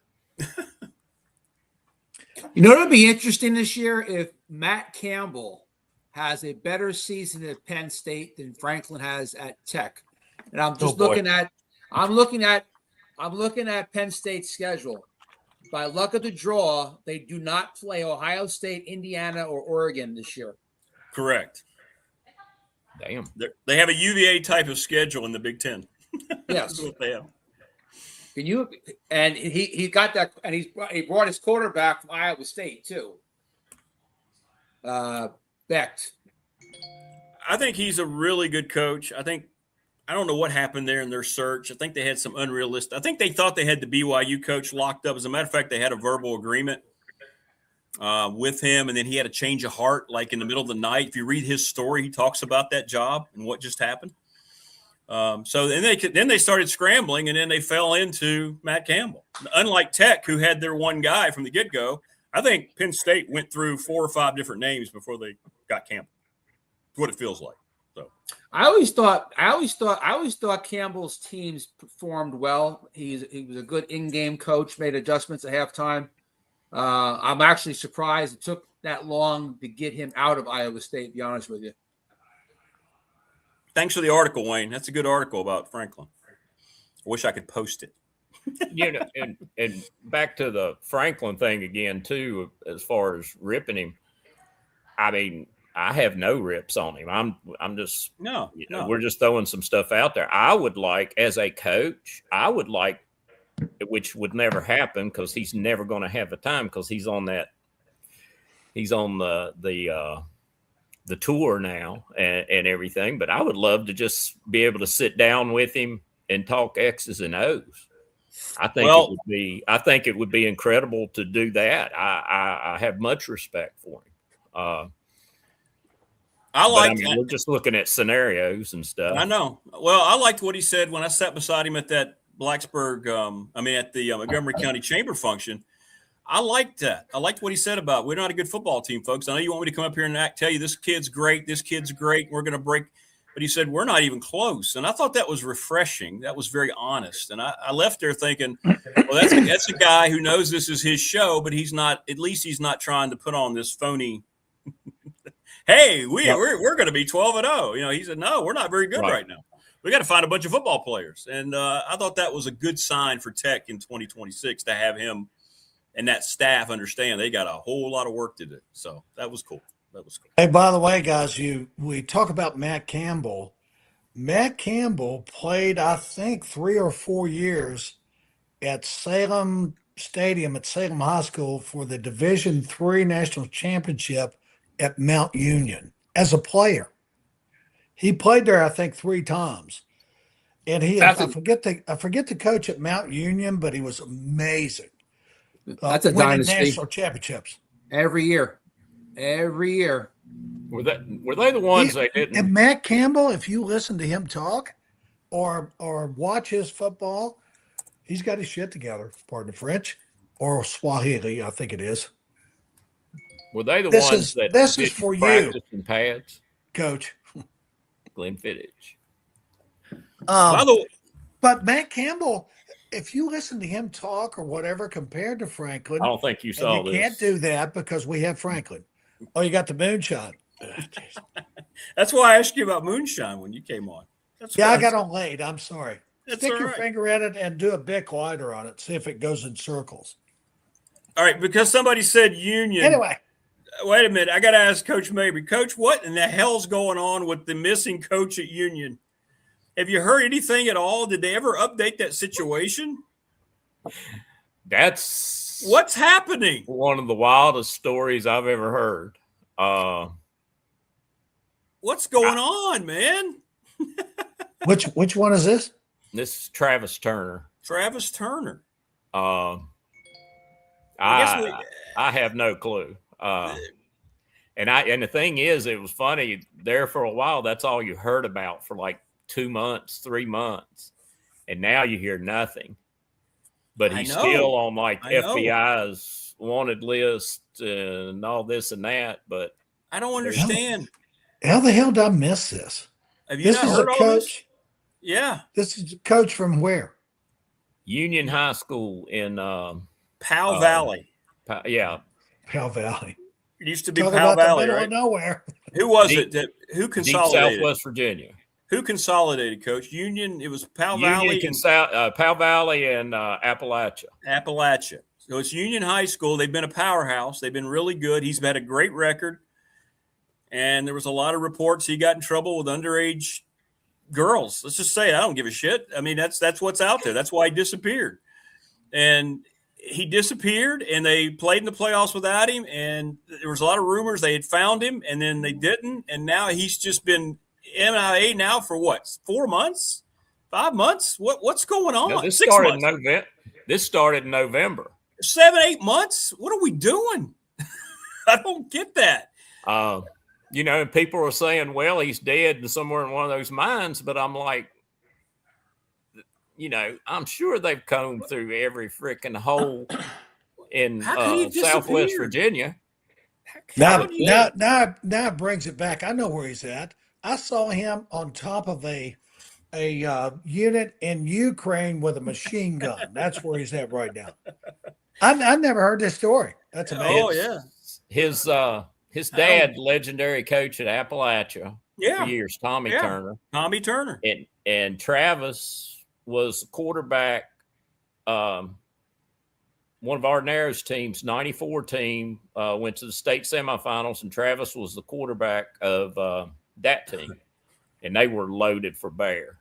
They beat us 32-16 in the state semifinals, and then beat Middlesex from the Eastern Shore the next week 74-0. And I mean, they were just hanging out. That's an ass whipping. Well, you talk about run the damn ball, they could do it at will. Prometheus is right. He's either on the run, or I guess he's either on the run, or they just haven't found the body. I just don't know how either one of those could be true. Well, and the thing is, his wallet, keys, everything was at his house. So if he's escaped, how in the hell is he surviving? Yeah, And good and well, they would be watching his family. Well, plus, you got all this technology with the cameras at every place. You know damn well they can find anybody any given time, the federal authorities. Unless he's in Harlan, Kentucky. It's gonna be one of those made for TV movies. I think here. It is. He's dead. I think he offed himself. They just haven't found the body yet. Like DB Cooper or something. You think that's what it is? I haven't heard anything about his family, his wife, his kid. Like, I don't know. It's strange the way that just poofed out of thin air. It just went away. Run a damn ball, Coach. But anyway, not a great topic, but I just thought when I heard Union, I said, wait a minute. I've never heard of it. Oh, yeah. This thing was huge, man. It was all over all social media, Facebook in particular. There were hundreds of it was on all the major news outlets. It was. They were, immediately. And it just went away. I don't know. I guess I need to start watching major news and stop watching MASH. MASH is brilliant. That's a great show. We love MASH. Oh, MASH. I'm sort of a snob on it. First 3 years I loved. Coach. Coach. Look at that guy. He's wearing his Hawaiian shirt. He's been out with his beautiful wife at a pavilion. What's going on, Coach? This looks like a high-level conversation that I don't think I could be a part of. You just made it a higher level. Probably don't. Yeah, you probably don't. Oh, hell no. Hey, listen, did you got my text? I did. Yeah, your wife just beautiful as always. Thank you for that. Well, this is AARP on steroids down here. Oh shit! You should move to Palm Coast. You think that's bad? Yeah. No, hey Morris. No, listen. Here's the thing, Morris. I'll guarantee it. I had a hip replacement, so I have a handicap pass. Can't use it. Everything is full. Every handicap spot is full. Yeah. My wife told me, she said, we go to Publix. Publix, I don't know if you have that Myrtle Beach, but yeah. My wife said, if you go to Publix and just back in, you can see more comedy and shit than you could imagine just watching the people go into Publix. Oh, no doubt. Walkers, no doubt. Cans, the shit, people falling down. Oh, yeah. I should say that I'm getting old, Coach. Oh, great. Aren't we all? You know what, though? You come on down here, you're going to feel a lot better about yourself. Trust me. Raise the old team. So, Coach, who was that band? They looked like the Beach Boys. Was that a Beach Boys? That was the Entertainers. Okay. The couple of, there's about 3 or 4 beach bands.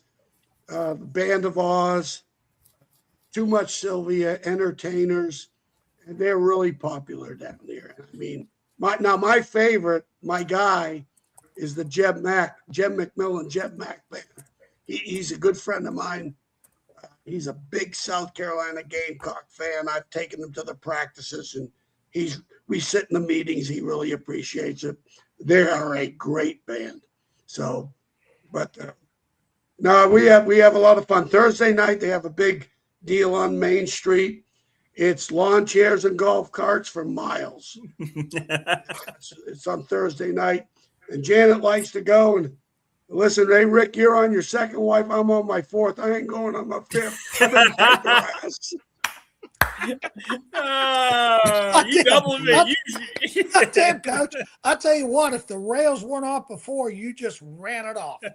Right. Hey, I'm just telling the truth. Coach Mabry's not going to have number 2, right, Coach? That's what you told me last week. Oh, dear Lord, no. Honest to not God. at this Oh, my point. God. Not at this point. Nope. I love this guy. I love him. I laugh my ass off when you talk. Just don't have colored loofah on the golf carts, Wayne says, Coach. Oh, no, really. I mean, you know what pisses me off? Like one golf cart takes up 2 parking spots. I'm going, what the hell? I mean, Jesus. Coach, do you have a golf cart down there? Do you have your own? Yeah. Do you have your, No. Hell no. I don't You haven't- golf. you I haven't- ain't got a you golf haven't cart. You haven't fully committed to this type of lifestyle. Then you have to get the golf cart. Not full. No. Listen, Sure. I had to take shag lessons to marry the Janet. Okay, That's right. That's it. I ain't going anymore. I've drawn the I'm line done. here. Hey, it's 4th down and 2. That's it. It's over. That's good. That's Well, I good. hope you score, Coach. Shit. I'm deficient in points. Trust me. I feel like I'm coaching against Peyton Manning every day. Rick, But you as just you lost well this know- show. Let's go. That's fine. That's fine. You being the Hokie fan that you are, you know I launched his career. Yeah. Trust me. Yeah, you said that. You did. You did. Oh, You yeah. said that. He owes me a check. Oh, got a glass of wine too. Hell, it's coffee in the morning, wine in the evening, baby. Hey, Rick, this may be the Coach, last time you have me on the Glenn show. Fittich 12 year. I don't know I'm why on I'm Glenn frozen Fittich here. 12 Oh, year. that a boy. Yeah. I don't know why Hell I'm yeah. frozen here. I'm frozen. Let There me you go, see. Coach. Yeah. Oh, I got the moonshine. I love it. Yeah. Hey, And listen. Denny's got the water. When I was at coaching at Ferrum, when I got to Ferrum in '69, they broke up a record 82 stills. 82? Franklin County. Wow. Oh yeah, biggest moonshine. What used to be North Wilkesboro, then Franklin County became the biggest moonshine county in the country. Back in the day, Coach, when I first came on, they were saying, Morris, I got on a little bit late and I said, do you have moonshine? Because Coach Mabry had the moonshine. I said, yeah. Down on New River at the New River Falls, we used to camp out there as boys. All right. Somebody had got a jar of moonshine from Franklin County. Yes. One of the guys that was there said, well, I'll tell you if it's any good or not. So he stuck his finger in, had a big lighter, and he lit it, and the circles went around to the top. He said, yep, it's good. It's good. It was And blue. hell, It's good. Us boys were like, okay, it's good. Yeah, no doubt about it. I went to one time and I was coaching a Ferrum, like 80, 81. You remember the Wood Brothers racing team out of Yes. Stewart? Yep. Yeah. They used to have this big apple butter whole weekend deal up in the mountains. You had to have a 4-wheeler to get there. And they had all the bluegrass bands. My favorite was a good friend of mine, Roger Handy, and the Lost and Found, big bluegrass band, Southwest Virginia, and the Bluegrass Cardinals. They'd come up there and play all weekend, and we'd go up there and spend all weekend with the Wood Brothers. I think Neil Bonnet was racing for them at the time back in the 80s. So that was a lot of fun. And the moonshine was flowing like you can't even begin to imagine. I'm sure you did participate. Oh, hey, you know what? It's the last time. You know, here's the thing. That damn moonshine, it brings out a personality you didn't even know you had. Oh, yeah. It's like, Yeah, it's holy crap. bipolar juice. Firewater. Bipolar juice. Next thing you know, Who the hell's this guy? yeah, no doubt. And that's the last thing I needed, Morris. Trust me. That's Should we be at all concerned the host of this show can't even get on his own show right now? Who's that? Rick. Well, I'll tell you Well, what, he after two more of He these, might I'm have not had to going to do give his a shit. cat. That's right. He got tired of Morris, whatever he's drinking. Coach is drinking moonshine. I got the wine. Denny, I don't know what you got in front of you, but I'm drinking water. oh, they're the boy. Well, you know what? God bless you. Hey, Coach Elmo. Coach, you weren't on last week. Coach Mabry had was it a 12-year-old bottle of Pappy Van Winkle? Wow. I saw it over his shoulder last week. I Oh said, my God. that's a Wow. good bottle of whiskey you Posted got right there. 3 state football 'Cause it's a championships and 3 grand a college bottle, my boy. graduations. Wow. Hey, by the way, we don't need Rick. Let's just have us our own show. The hell with them. Okay. Coach Elmo, question. Okay. What was Jeff Williams like as a player when you geez. coached him? You know what? I got a picture of Jeff with the 86 Peach Bowl defensive backs. And he was a smile on his face, just wanted to be coached. He was like my golden retriever. Love me and coach me. Just coming to practice with a smile on his face and love football enough where as a walk-on and did a great job. I think he did special teams for us on the 86 Peach Bowl team. But I do have a picture of him and Billy Myers and from Pulaski and Eddie Neal from Bluefield was on the DBs at that time on the 86 team. But he was fun to coach. And it didn't surprise me. He got into coaching and excelled. Didn't surprise me. I coached with him for 3 years at Narrows. How about that? And every damn day in practice. Well, this is how Phil Almation does it. Oh, every damn day. Well, this is a drill. I'm surprised he won a game if he did that. I mean, Jesus. Oh, he was, believe me, he talked about you every day. Well, you know what? It's much as respect. you well know, Coach. Coaching is a two-way street. They educate you and you educate them. And exactly. that is the business of coaching, and the memories are off the charts. Coach, I wanted to ask you about something too. And I've told you before, I just thoroughly enjoy your comments. And as I've told you before, you will never get dementia or any of that shit. If you got that much memory, and I'm not a doctor, I get it. But I remember when Bill Dooley was there. Yes. And came from North Carolina, got the athletic director job and head coach. And he had some decent football teams, in my opinion. I mean, he would pad it with VMI and some other teams, but his exit wasn't that good. But I'm just interested I have my perception of Bill Dooley, but how you felt coaching underneath him and working for Bill Dooley. I'm just interested. Morris, let me tell you, to say I appreciate that question, I don't know who's watching, how many Hokie fans are involved, but let me tell you, I will tell you this. He was the consummate professional.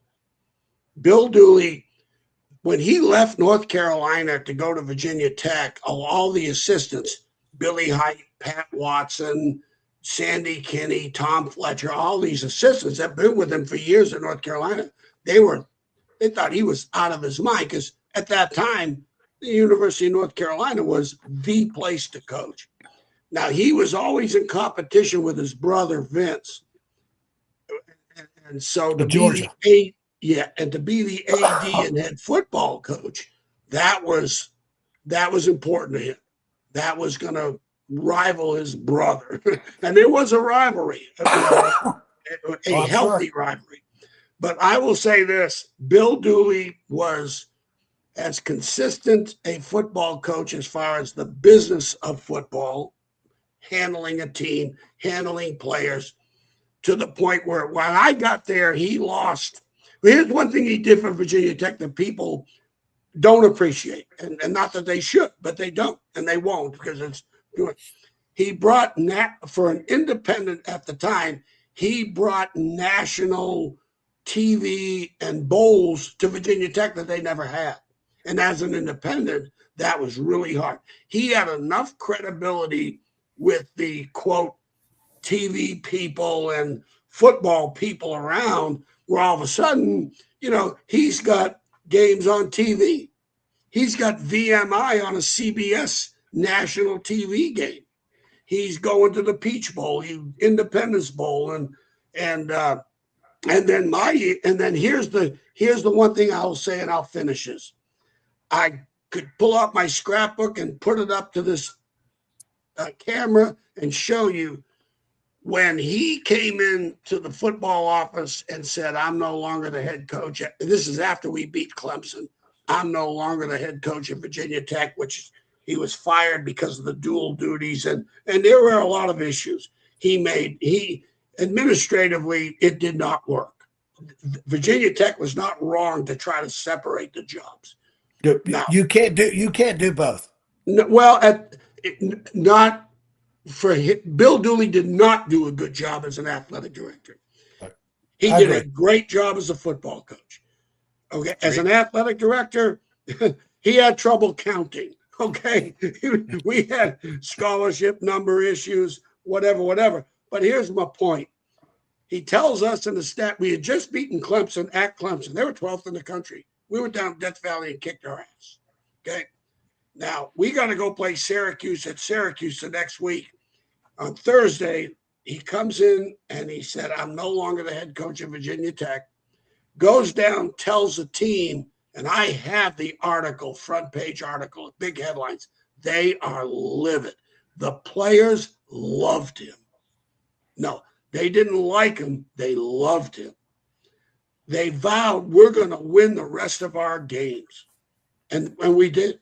Other than a forfeit to Temple, lost to Bruce Arians' Temple team, which they had a forfeit because they played 6 ineligible players. That record stands as 10-1-1 officially. Those players. And that Temple team had a Bruce Palmer? Palmer, great All-American running back. He was one of the Heisman. He was a Heisman candidate. Yeah, he was the one of the 6 that were ineligible. Not Bruce's fault. I'm never going to get dementia. I just remembered that. But it was so. My point being is, Bill Dooley. I loved it. It was 2 years of my. Matter of fact, when they fired Bill and Frank was getting interviewed, Frank was interviewing all the coaches.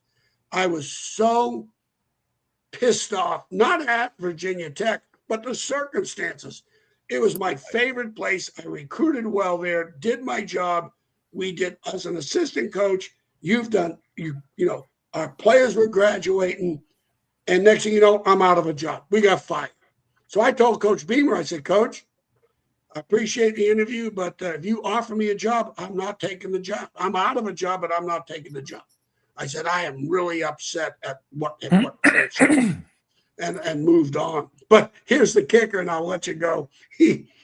Frank found out I was going to go coach at the University of Virginia, so he called me back in.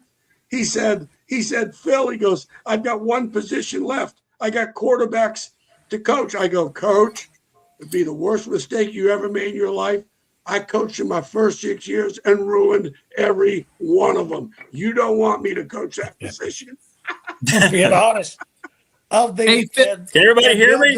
Can everybody hear me? Hey, Rick.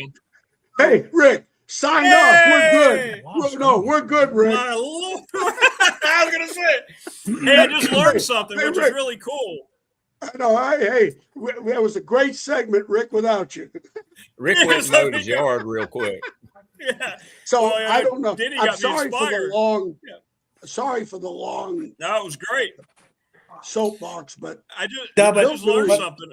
But I tell you, Coach, you've danced around Bill Dooley a couple times, and I was in '86. I think it was '86 when he got fired because Beamer took over in '87. But I remember Bill Dooley, and Rabbits Moore in Roanoke was his attorney. Oh, yeah. Rabbit was his attorney. So I left the insurance company, went to another one, and they had a non-compete clause. So the insurance company gets Rabbits Moore coming after me. And good luck. I sent the insurance company back. I said, listen, if Rabbits Moore can get Bill Dooley $1 million and 2 limousines, he had 2 limousines or whatever he had at Tech. Oh, yeah. He kept all those. He done all the stuff. Rabbits Moore was awesome. I said, if he can do that for Bill Dooley, why the hell am I going to mess with that? Oh, no doubt. You tell me what to do. No doubt. Listen, Rabbit, I was sitting in I can't remember, someplace in Roanoke. We were at a bar. This was after the lawsuit. He won. Obviously, Bill was good, and that was the whole thing. The reason why Bill had to tell the team and our coaches, because the Roanoke Times that Saturday before we were playing Syracuse, they leaked that Bill Dooley was suing the university for $3.4 million. Something like that. And Rabbit Moore to the, he always said, he goes, Phil, we had no business winning this. None. The attorney, a lady named Jane Bolbin, I'll never forget it. She goes, they ended up firing her ass. She screwed up so bad that he won the case, and there never should have been one for a breach of contract, basically. But he was a great coach. The players loved him. We're playing Virginia. We're down 10-0 at the half. We come back and win 22-10, and that was Bill Dooley. Bill was one of those coaches. If you're behind, you want to be with Bill Dooley. If you're ever behind in the game, you want to be with Bill. The old trench fighter, and that's what I understood at the time. The players loved him. Oh, geez, no, enough to win 10 games and a Peach Bowl, the only bowl win in the history of the school. That's how much these players absolutely adored this guy because he treated them right. He treated the players right, very professional, very businesslike, treated the staff right. He had a great staff of coaches, and that's what the culmination of a 10-1 season with a Peach Bowl win is what transpired for Coach Dooley. Yeah, and I think Bill and Vince both they grew up in Biloxi or Mississippi, Mobile, and Mobile. Catholic schools raised both of them. Yeah. I can still hear Bill's voice from the coaches show. Cyrus Lawrence on the sweet style play. Yeah, sweet. Hey, Coach Mayberry, you'll love this. We're losing to Kentucky. Coach Claiborne's coaching at Kentucky. It's the 86 game. You got the two winningest coaches in the history of Virginia Tech football on the field. One was fired. Both of them were fired. Right. The two winningest coaches in the history of the school. So we're playing Kentucky. We're down. We have to kick a field goal to win the game. So they kick off. It's like a minute to go. The kick returner catches the ball and runs out of bounds like on the 15, 20-yard line. We got to get 40 to 45 more yards for Kinzer for a field goal. Right. Coach, I don't know if you've ever seen it, but first time in my life, I've never seen the toss sweep and the ISO play in a 2-minute drill win a game. He ran the toss sweep and the ISO down the football field. Kinzer kicks a field goal with no time in the clock to beat him. Pulaski County's favorite, baby. Pulaski County's favorite. Well, that was the Peach Bowl. Hey, see, that's that Pulaski boy. Hey, Coach, I used your quote, County Coach. Stadium. Rick, may not be for everybody's taste for a long period of time, but I guarantee that your football team ate a hell of a lot better after I've been there. Remember that? You told me that one of the first videos. Yeah. No doubt. I use that in the article. By the way. It comes out tomorrow, Coach. So there you go. Oh, geez. Hey, Rick. They're going to fire me, aren't they? They're going to fire me because I wrote about you. You picked the wrong. I kept trying to tell you, you be careful. When Coach Beamer in the chapter 15 says, best hire I ever made, I told Frank, I said, Frank, they're going to take every Coach of the Year trophy away from your ass. You put this in the book. You're going to lose all your credibility. Hey, Phil, am I reading this right? You coached at 16 different schools? 18. Yeah, 18. Wow. Yeah. Who's counting at this point? Did you ever unpack your suitcase anywhere? You know what? They got their money's worth. Yes, they did. You said you were a gypsy, though. You didn't mind that. Yeah. Well, you know what? It's crazy. When I'm at Marshall, I'm coaching at Marshall with Bob Pruitt. We had Byron Leftwich and had a great team. We won 10 games, 10-2. beat Louisville in the GMAC Bowl down in Mobile. And next thing you know, Purdue, Joe Tiller fires his secondary coach. So now when I'm at Wisconsin, we beat Purdue 2 years in a row when they had Drew Brees. We had 7 interceptions in the 2 years, and 2 of those were for touchdowns. So it was like, it wasn't an ass kicking, but we beat them pretty good, more than any other team they played. So the secondary job opens up at Purdue, and Denny, you'll appreciate this, I think.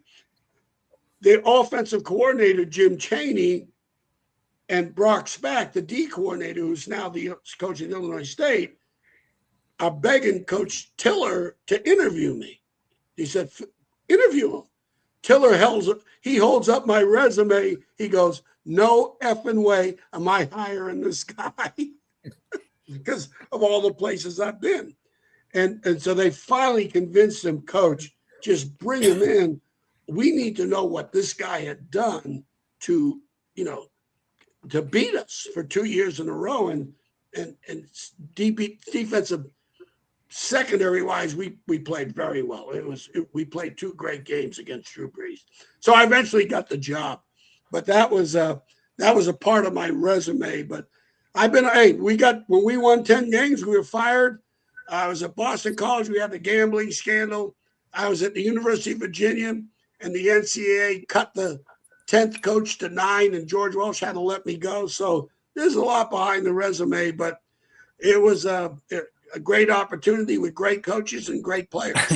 Hey, Rick, Yes, remember what I told you about Coach Elmo?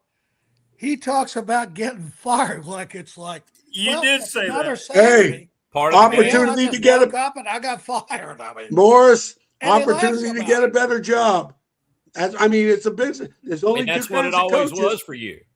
Hey, coach, there's only 2 kinds of coaches. One's with job and one's without. That's it. That's all you got. And you move on. And for 40 years, the only thing here's what I'm proud of. I played for 3 head football coaches, Hank Norton, Lou Oates, and Jim Root, and I got to coach with all 3 of them.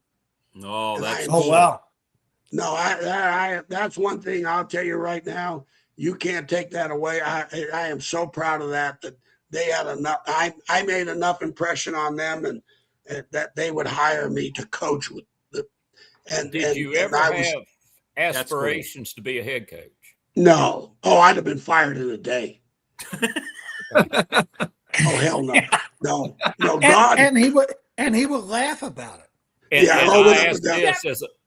Listen, let me tell you what. If I was a head coach today on a fight with the money they're making, I'd do everything I could to get fired in 2. And I asked that question buyout because of the buyout. Send me home. Yeah, send my check to Sanibel Island, Florida. My ass is out of here. I asked that as a 40-year assistant on the high school level. And I didn't. Once my daughters were born, early on, I thought I wanted to be, but once my daughters were born, I had no desire to move up or. No, when it was all said and done, I really enjoyed the coordinator's job was good. You got to be, that's another story, but as an assistant coach, you're the ground roots. And you are influencing people as much as you're a teacher, without a doubt. Without a doubt, you are. You're a teacher. You know what? And as a coordinator, you're not as much of the teacher as you would be, as far as a position type of situation. And for a lot of these players, which Dave, I'm sure you'll appreciate, you don't find out till later on, but you become the surrogate dad for a lot of these players. Yeah, right. You truly do. And Danny does that too, yeah. Yeah, no, you do. Which really, it didn't hit me till the last 10 years. I've told Rick, I said, geez, when I see former players, I don't know if they're going to hug me or hit me, or lawyer up and sue my ass. But I'll tell you, they really have. I never realized how much impact we had on these kids. I say we as coaches never really appreciated it. I know what it means for you, Coach. Right? That's what Wayne's asking, right? When players call you or come up to you. Who was the guy you were telling me? Was it at Grantham's practice or somewhere you were visiting and somebody was coming at you or came down to see you and you were sitting there going, Well, uh-oh. no, it was the '86 reunion that they had at Virginia Tech. They had a reunion of the '86 Peach Bowl team. They finally, and I think Morris, you'll appreciate this. They really that it was sad for the players, but because the Dooley years was so controversial, and At the end, yes. At the end, and the Beamer years was so good, they literally put the Dooley years on the back burners. I mean, there was like it never existed, and that's a fact. And that doesn't make it bad. I'm not saying that It wrong. doesn't. And Coach Mabry and all, you'll remember those Dooley years when he had the TV program, and we rag on Coach Rag because he would drag out stuff. But Coach Dooley, he had that Southern drawl. Oh yeah. I'll tell you what, in the ball game, and he would drag ball game out for like a month just to tell you what it's about. But he was a sharp dresser. He was very professional. Very professional. Only met him a couple times, but Bill Dooley was a professional guy. Oh, he was. And a good football coach. A trench He's an outstanding football coach. And so the '86, they finally, Whit Babcock, I don't know who ended up doing it, but they had a weekend, I don't know, it was like 3 or 4 years ago when Fuente was coaching his last year. As a matter of fact, they were playing Syracuse. That weekend, they honored the '86 football team and did a thing out there with the Peach Bowl and this and that, whatever. And I got a call from Carter Wiley, the safety. I was not going to go. I usually do not attend these things. And Carter Wiley called me up. He said, Coach, you're the only coach on that staff, because a lot of them had passed away. I mean, Coach Dooley passed away, Watson, Tom Throckmorton, a lot of them had passed away. He goes, Coach, you're the only coach that, we need you here. And I swear to, I said, all right, I'm coming. So I get there, and they, one of those bars down in Blacksburg on a Friday night deal. So all the Todd Grantham had flown up. He was coaching in Florida. They had an open date. So he flew up, and there were a pretty good showing. At least 35, 40 players off that team came to this wonderful thing they had for the kids. And I was really first class. So there was a player I had named Mitch Dove, a corner. And I told my wife, Janet, she came with me. And I said, if he shows up, I don't know if he's going to hug me or hit me. And don't be surprised if he hits me. And I don't blame him. I would not blame him. I don't blame him. I'll take it in for the team. And all of a sudden, he walks in, makes eye contact. He's hugging me, crying, telling me how much I meant to him and this and that. And I'm sitting there going, thank you, God. He didn't hit me. He did hit me. No doubt. Wow. No doubt. So, Coach, the only I've met Bill Dooley a couple times back in the day. I was an early at that point, early Hokie Club member. But Pat Watson, I got to know. That was a good man. I liked him. Great man. He was never smoked, never drank. 55 years old. He's coaching at Georgia. He's going out with his family for dinner. Had a heart attack. Died. Is that what happened? I've always wondered what happened. Is that what happened? Well, great man. You know what? Hey, good Rick, man. You'll appreciate this, Rick. Todd Grantham, the best defensive line coaches played offensive line. I really believe that. They make the best D-line coach. He played, let alone playing for Joel, he played for Pat Watson. That's right.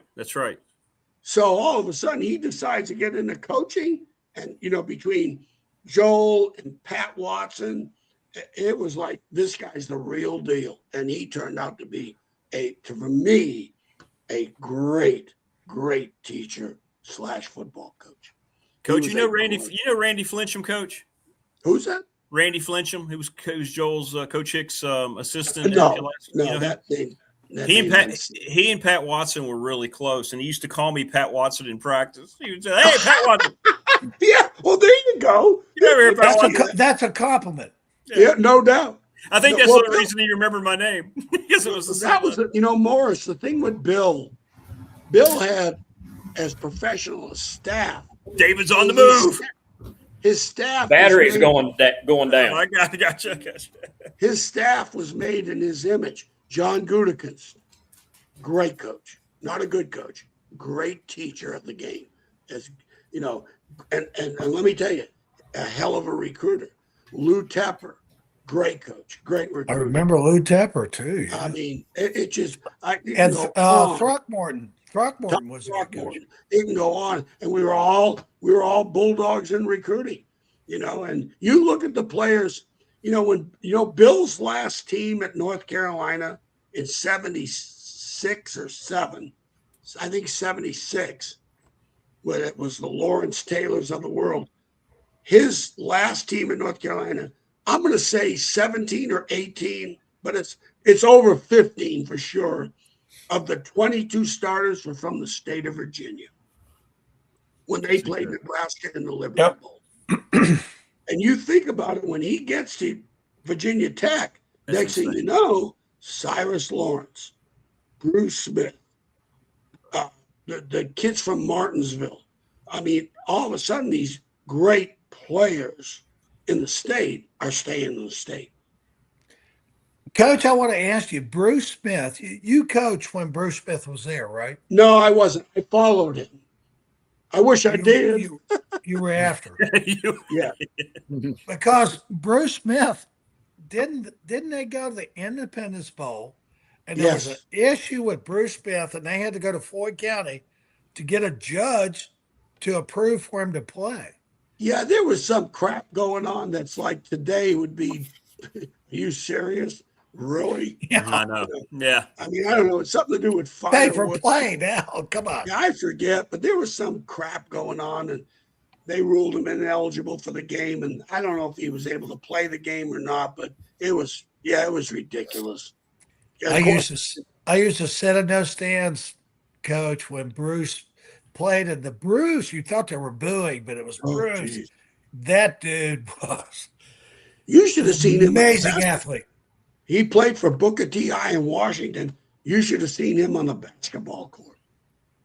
He was ridiculous. I mean, that big son of a gun was a great basketball player. And, he wasn't that heavily recruited.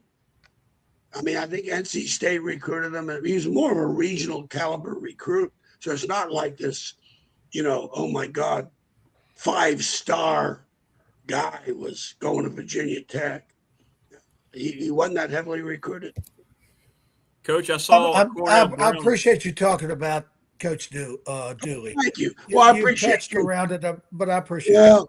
It's and I can appreciate the Tech under the circumstances at the time because of the, oversigning of kids and the financial situation Virginia Tech was in at the time, which was horrendous. And that Bill Dooley has to be accountable for that. However, as far as between the stripes and on the field, let me tell you, as good a coach as I've ever worked for, and I've worked for some damn good ones. I love it, just like the players did. Coach, I saw a Cornell Brown highlight reel today because it's 58 days until the start of college football. So the player they picked out was Cornell Brown, and it's like 7 or 8 highlights. And I'm just looking at him, and I'm like, I remember him. But then when you see it, that was the era of the big shoulder pads. Oh, yeah. And and not only that, but the motor that he had, he never stopped, did he? He never stopped. It's how he practiced. Woo! It was the same thing in practice. I need to send you that. He and Chris Slade in Virginia had the same motor. That thing turned on and you weren't turning it off. Good luck. Who was better, Coach? Who's better, Cornell or Chris Slade? Let's put him on the spot, ladies and gentlemen. You know what? they were both great players. I'm going to waffle on that one because good decision. I'm just glad I was there when both of them were there. He needs to be selling couches at Grand That wasn't Piano. fair, Coach. That wasn't fair. No. I will say, Rick, I will say one thing, though, Rick. One thing, Cornell, I mean, I know I get accolades and I appreciate it, blah, blah, blah, blah, blah. But let me tell you, Cornell Brown, and you could talk to Bud, Todd, and if they don't say this, I'll be shocked. Cornell Brown has much to do here's one thing I'm really proud of. Really proud of. Go back and YouTube the Independence Bowl because it's on YouTube. Or go back and YouTube the West Virginia game, TV games that are on YouTube. You could see them, the full game. The thing I'm proud of, when somebody on that field made a play, it was like that person that made the play went and found his teammates for the congratulations, to the thank yous, because I know I wouldn't have made this play without you. And that was so consistent on the 93 team. We practiced it. I practiced it. I got to the point. But Cornell Brown was the guy that brought the enthusiasm to the practice field like no coach could bring it. And there's not a coach, Beamer, myself, Bud, Todd. Bud will tell you. This guy brings so much enthusiasm to the practice field. It was so contagious. And this freshman, all of a sudden, everybody goes, oh, this can be fun? You mean practice can be fun? Because it was his playground. And that taught me a lesson in recruiting. I want a guy, when he looks at a field, he looks at it, that's their play. Remember, we all used to go to playgrounds, Denny, Morris, Coach. We loved recess. We couldn't wait to go out there and enjoyed it. And because we were around our friends and had fun. That's Cornell Brown, period. End of story. It shows. Awesome. I can't believe there's a player that just made out of Coach Elmo's pile come out saying practice was fun. But it was for him. Yeah, it was for him.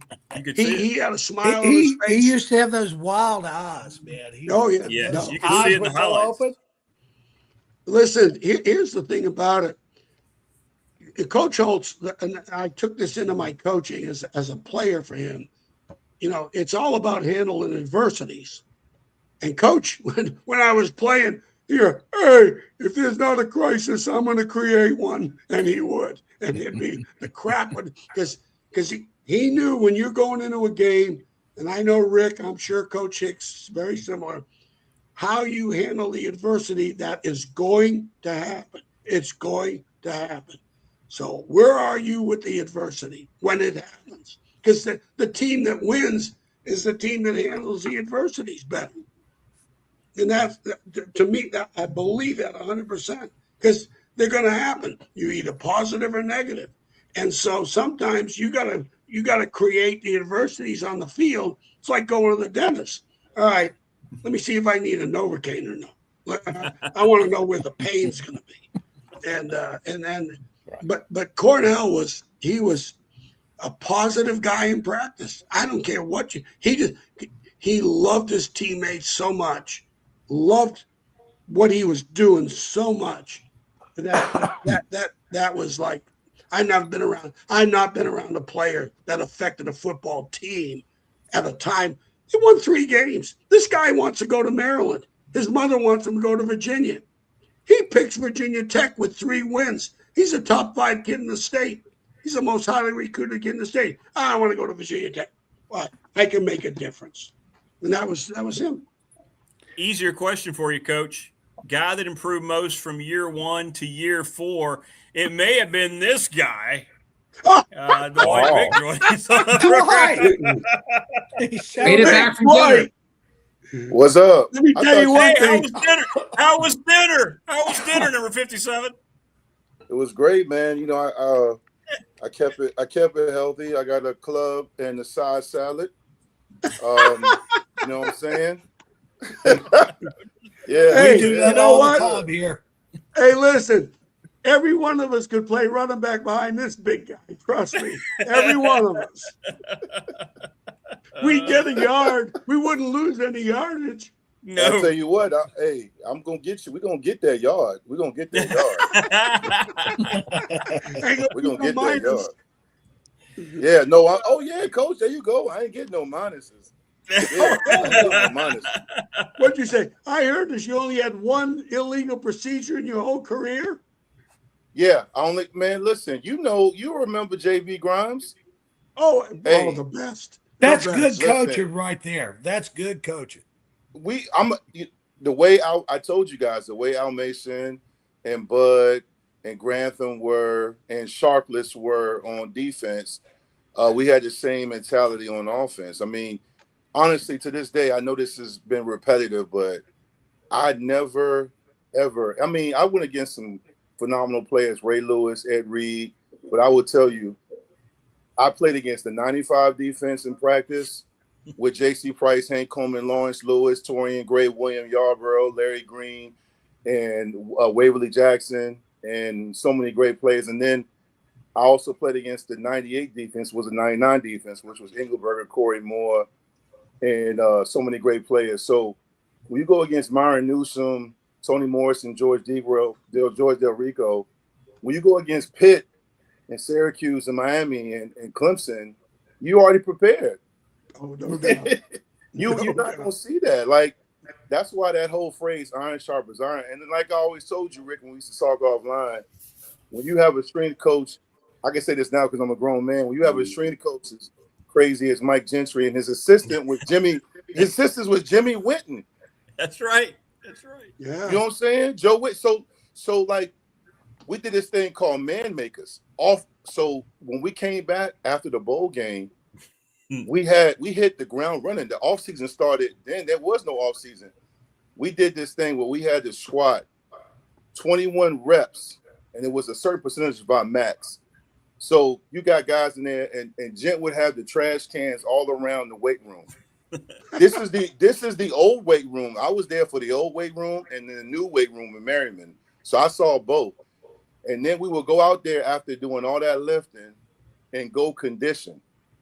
I have never, those 5 years in Blacksburg, I was like Thanos, man. There it is. There's the Thanos. I love it.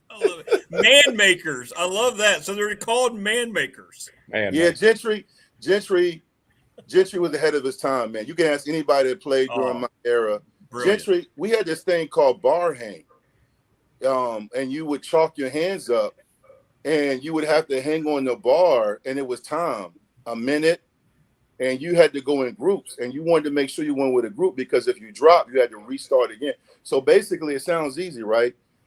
Hanging from a bar for a minute. No, that's not easy. Hell, I did that CrossFit. Yeah. So I mean, it was, and you know what's crazy? Coach Elmo, and Bud, and all those coaches, Coach Grimes and Steinspring. The only time we saw them in the weight room is that they were just bringing the recruit through there. They left Gentry alone. He was a mad scientist, bro. He'd throw your ass out of the weight room. You start screwing around with players as the coach. Come in there, start happy jacking with the players. He'll throw your ass out. That was his. Coach Elmo's right. That was his sanctuary, man. No doubt. You did even. I never went down there. You ain't going there. Yeah, it was him, Coach Witten, and then he added another guy named Sano. A matter of fact, when I got cut from the Ravens, I went back to stay in shape and train, and Gentry hired me as a strength and conditioning coach, man. He said I worked out with him. He would walk around eating tuna fish out of a can because of the protein, bro. And you know what? Hey, nobody was off limits. Nobody. I seen him get on me, Antonio Banks, Michael Vick, my cousin. Nobody was off limits. Nobody. No. Nobody. Hey, Dwight, you're going to appreciate this. The year before you got there, when I got the tech, I knew Mike. Mike was our strength coach at East Carolina. That's right. I was coaching at East Carolina. We had Terry Long, Ernest Biner. We had the third highest of NFL draft choices in the country. Yep. Texas, Oklahoma, East Carolina. Yep. Wow. So I knew Mike. So I get the job. So he's a tech. I get the job. I knew Mike. And that was one of the reasons why I said, I'm coming. I'm taking this job. Absolutely. Because I knew what we had as far as that strength development and attitude development in the weight room. What the problem was, it never transcended to the field. Okay. So one day in practice, we're going through about the third day in pads and a little bit of a dog day. And I'm thinking, oh, crap, we worked them way too hard, you know. And next thing you know, Mike Gentry starts walking on the field. Dwight, you right? You know, I don't have to say anymore. He starts walking on the field, and it's like the antennas and the helmet start sticking up. Going to be next hell to thing you pay. know, all that conditioning crap he would put you guys through. Yep. These kids are going 100 miles an hour. Right, Dwight? Right? You 100% right. No, you're not pissing this guy off. Listen. So Go I ahead, turn to Coach. Bud and Todd. I go, we're screwed. They fear this guy. We did. And they don't give a shit about us. My goal in my 5 years at Tech, because I was always serious on the field, but funny and charismatic off. I was like, yo, I used to tell my teammates, I said, hey, I'm gonna get Coach Gentry to laugh one day. that was an individual goal. You know, you have your goal where you don't want to give up a sack and you want to get a pancake and you want to score this many touchdowns. One of my goals was to make him laugh, man. But I love, I'm telling you, I could go on and on. Hey, Rick, what did I tell you one time when you and I were talking offline? And I called you to vent about Tech. I said, what did I tell? I said, the strength and conditioning program is trash. Yes. If you don't have a strength and conditioning program, high school, college, even pro, you're not, man. Gentry, one time, my cousin Mike was in the weight room. I had come back. I got cut from the Ravens, so I was helping out Gentry and Witten in the weight room. And I was walking around just making sure guys were lifted and putting in the work. And Mike was a rising red shirt freshman. And Mike, Emmett Johnson, Terrell Parham, Keith Brunel, was like 5 of them, all the skill guys, because they do it by position group. They're over there arguing over the South Side versus the Peninsula, like Newport News versus North, having the dumbest, crazy argument. Meanwhile, I'm watching them. They're unloaded in squat rack, but one guy's unloading the plates on the right side, but nobody's getting the left side. All of a sudden, they get 2 plates, 3 plates. It leans up after 4, and it hits the wall. Oh, crap. Gentry said, get the hell out of my weight room. But here's the funny part. Mike and those guys ran. They ran out of there. They ran. They ran out the weight room. And then I went in the locker room where they were showering, and they were like, hey, is he mad? I said, hell yes. You know, hey, let me tell you what. Let me tell you what, Rick. And I knew Mike. Those kids, there was a respect. And you talk about fear motivation. Oh no, strictly fear motive, and not to let him down on the results. I mean, that's what Mike had more than, and you know this, Coach Mayberry, the number one thing that those players, they don't want to let you down. Nope. And that's what Mike had. Hey man, I told you this last time, 2 weeks ago when I was on here, but 3 weeks ago.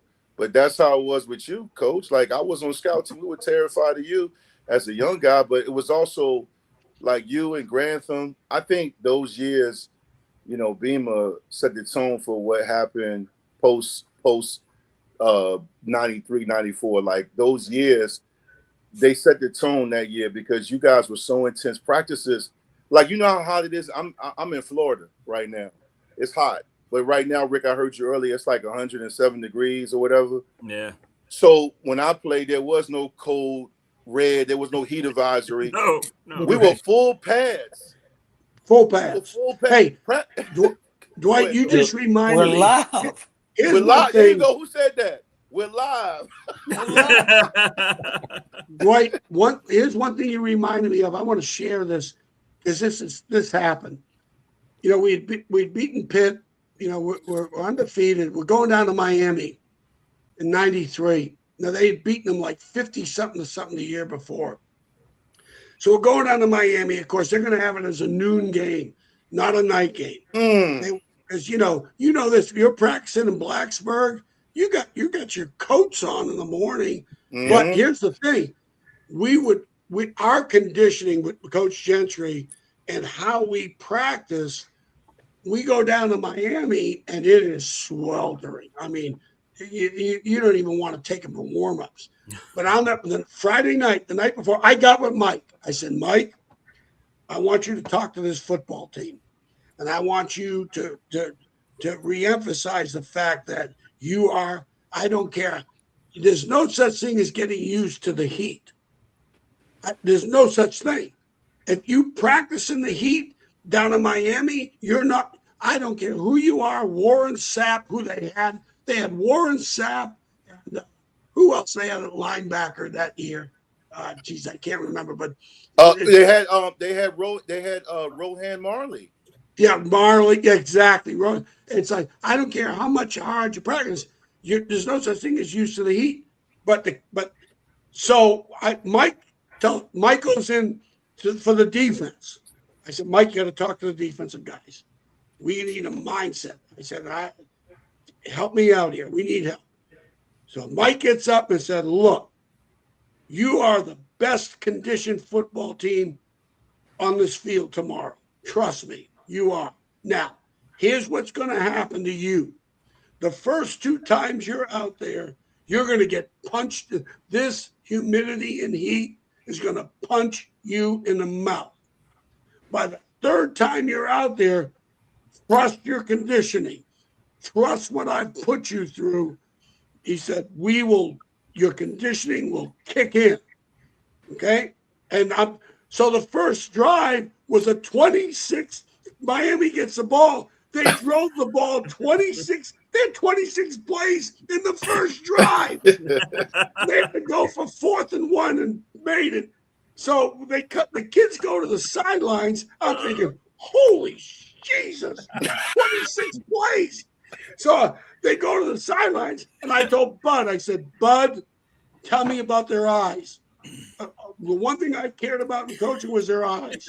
They're either bright or dull. And if they're dull, I get it. We're dull. Oh, my But God. if they're bright, and I said, if they're bright, you tell those bitches, I'm going to blitz this son of a bitch every snap. And he goes, Coach, they're good. They're good. And next thing you know, that Mike Gentry conditioning kicked in at the end of it was 10-7 going into the 4th quarter. We lost the game, but we're kicking their ass. We held them to 250 yards of total offense. The least yards they've ever, Erickson ever had. Yep. And at the end of the game, we had 1 kid IV'd. They had 12. Yep. Hey, Gentry. In my career at Tech, he was the one. Oftentimes, people don't realize this. He was the one that talked to us at halftime. He always, he would call in. I remember my red shirt sophomore year. We were at Syracuse. And that was a house of horrors for Virginia Tech. We only for won everybody, once. Dwight, for a lot of people. Yep, you're right. And he called us into the showers. He called the LOS, the line. He always called the O line and D line, and the coaches on here know this.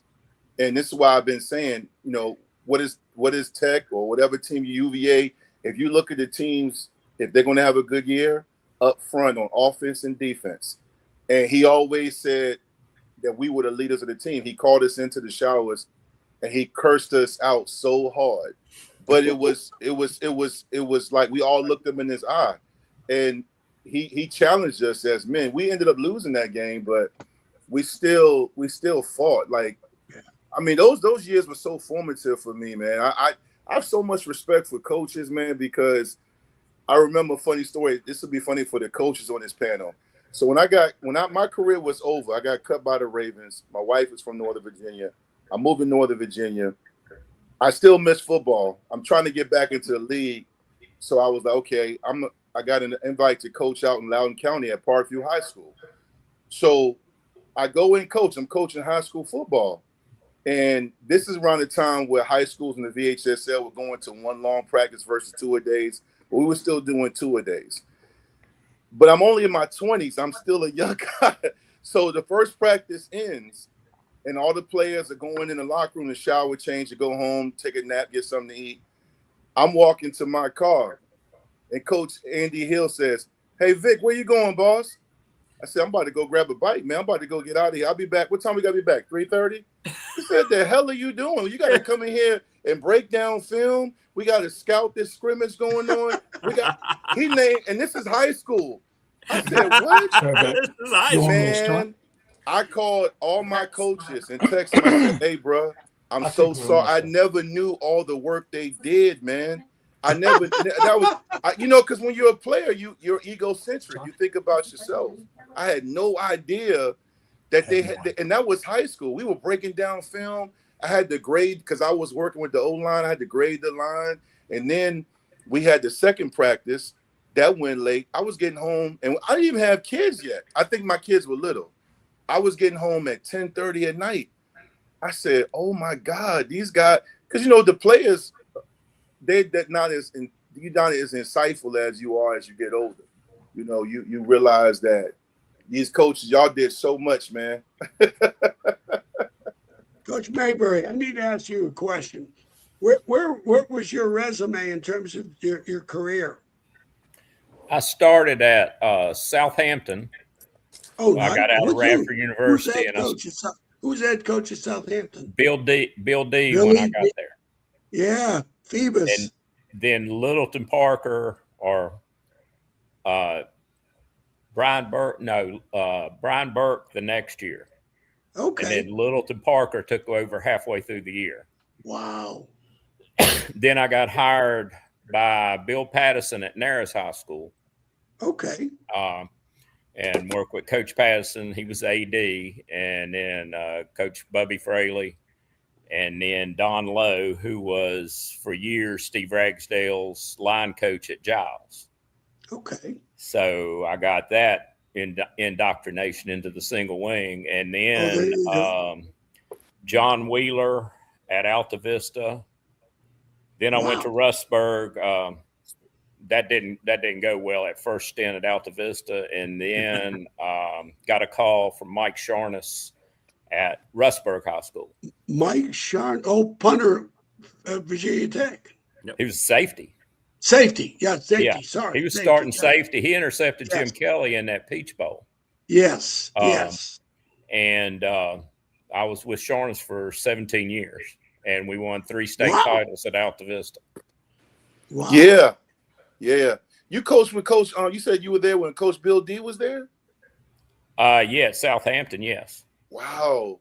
Yeah. Yeah, he's a legend, man. Billy. Now, at that point in time, though, I thought I knew more than I actually did, and my responsibilities. Welcome to our world. Yes.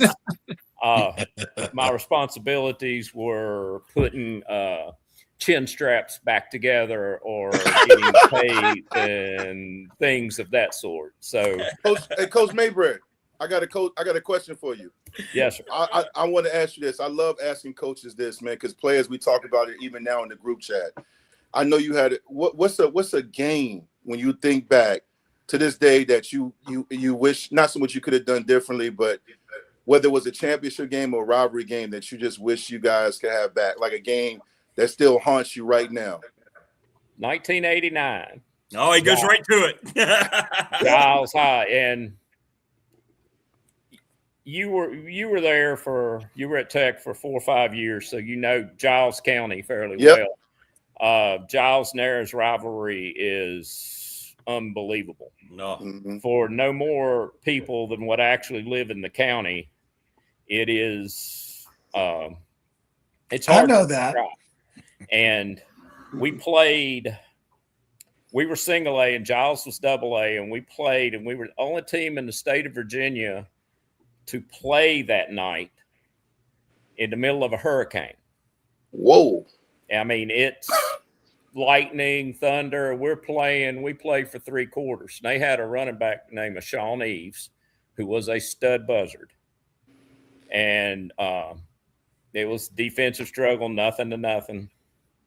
So we ended up finally, the officials stopped the game in the middle of the third quarter. And that was the 3rd game of the year. We go on, we win our district championship. We're rated number 1 in the region.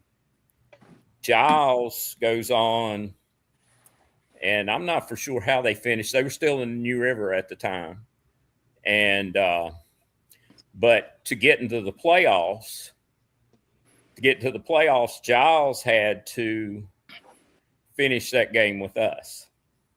And what happened to VHSL, and I was trying to praise the VHSL earlier. This is one of those decisions where I wasn't real crazy. We weren't real crazy about it, but we had just won our district championship game against Fort Chiswell on a Friday.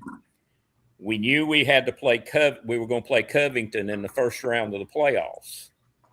And then we'd already set the game for that following Friday. Well, the VHSL calls us on Saturday and says, you've got to finish the game with Giles. So we played a game on Friday. We have to come on Monday and go back to Parisburg and play Giles again. Jesus. And so they don't charge anybody. They start the game at 5:30. And I'm going to just guess that there were probably 9,000 people to see that. Anyway, long story short, we drive a length of the field, get ready to go in and score, fumble the ball. Oh, they get it, throw in that single wing, reverse pass throwback, big play, go down and score. We got 1:42 with no timeouts left. We go in our spread look. At the time, it wasn't spread, but it was, as people joke with us, they say we had the quarterback in punt formation, but damn Rags, yeah. And we go the length of the field. Quarterback throws the ball in the air, 4, 3. The cameraman went to the clock, back. Oh, God. The ball's in the air. You can hear the horn going off as the ball's in the air. Our tight end, Jeff Stewart, catches it in the back of the end zone, back corner of the end zone. We score, which with the extra point would have tied the game. Well, we're celebrating on the field. Giles drops her head, and all of a sudden the officials wave, game over. Oh, no. Giles wins. Oh, no. And Jeff Williams was coaching at Giles. Wow. Oh, Jeff and I, Wow. we went tooth and nail about this. He said, well, y'all were in motion on the last play. I said, where was the damn flag? I said, there was no flag. There was nothing called. Wow. I said, we scored. And so that was on a Monday. We were like, and it took the wind out of our sails. So we had Tuesday, Wednesday, Thursday, and then played Covington. That first round game, Covington was undefeated. They beat us 15-13 on a blocked punt that they returned, a blocked field goal that they returned 78 yards. And the one mistake we made, they ran option. Outside backer stepped inside on the option. Andy Carroll from Covington went 65 yards for a touchdown. We held them to 1 first down and 88 total yards in the game and lost 15-13. Yeah.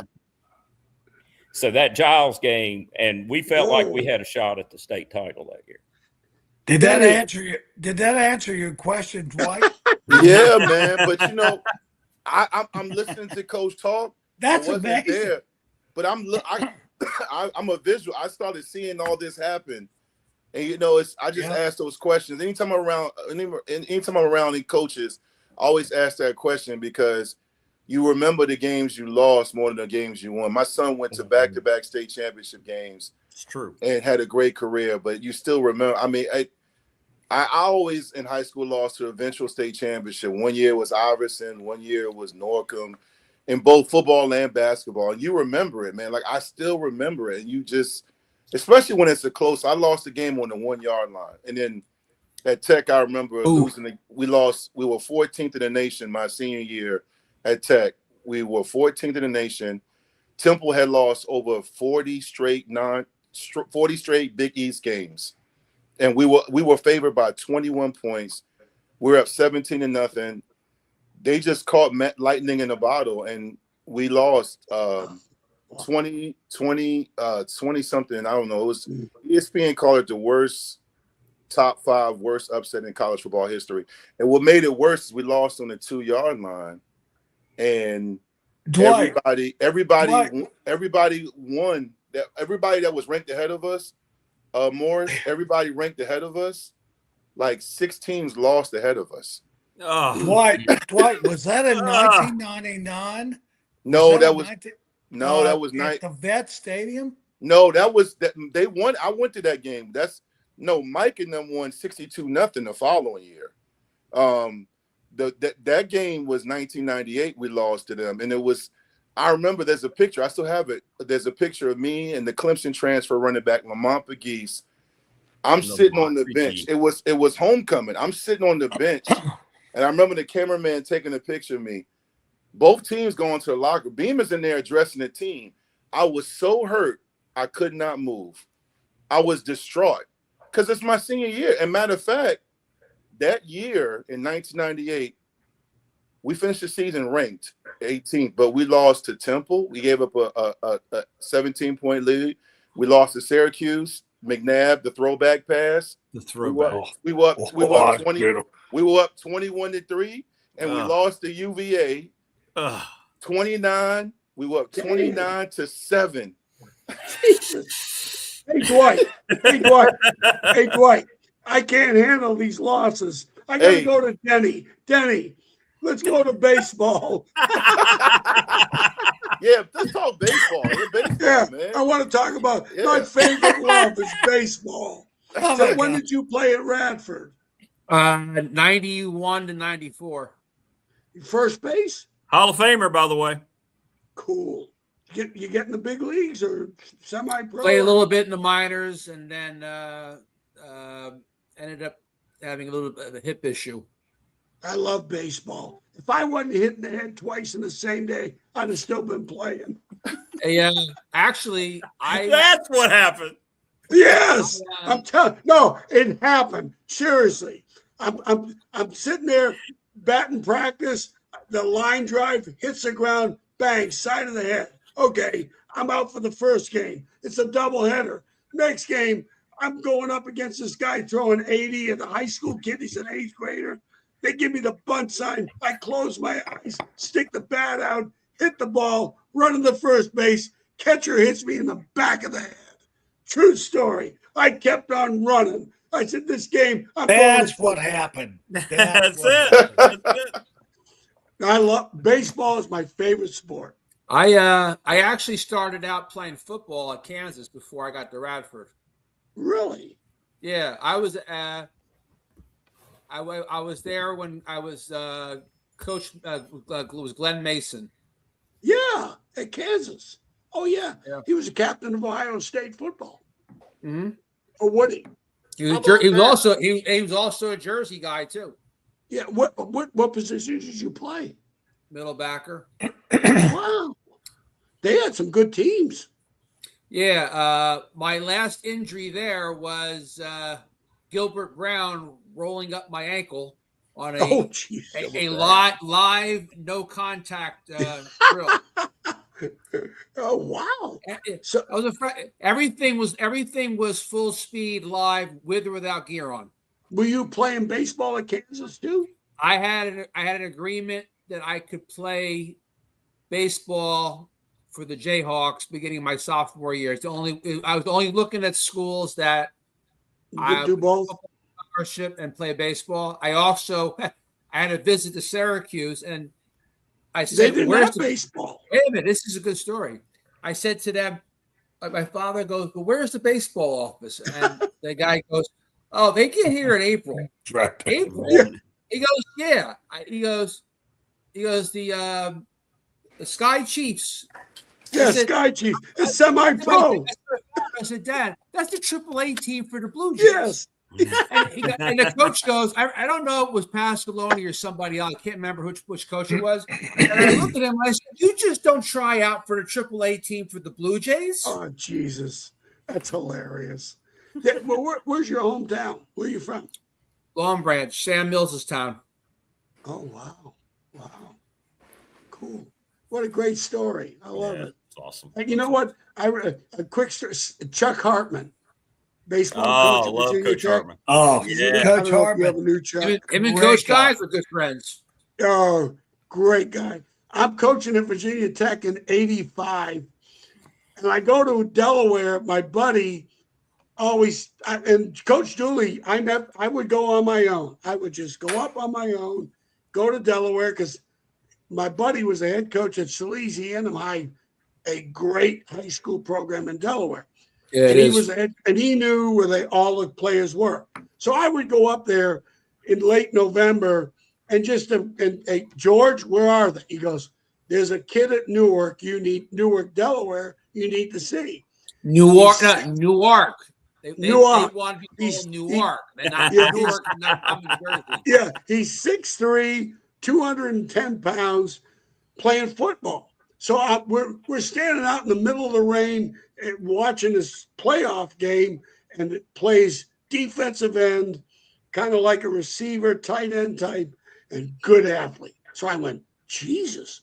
So I go over to the high school the next day. I can't remember the coach's name, but great guy.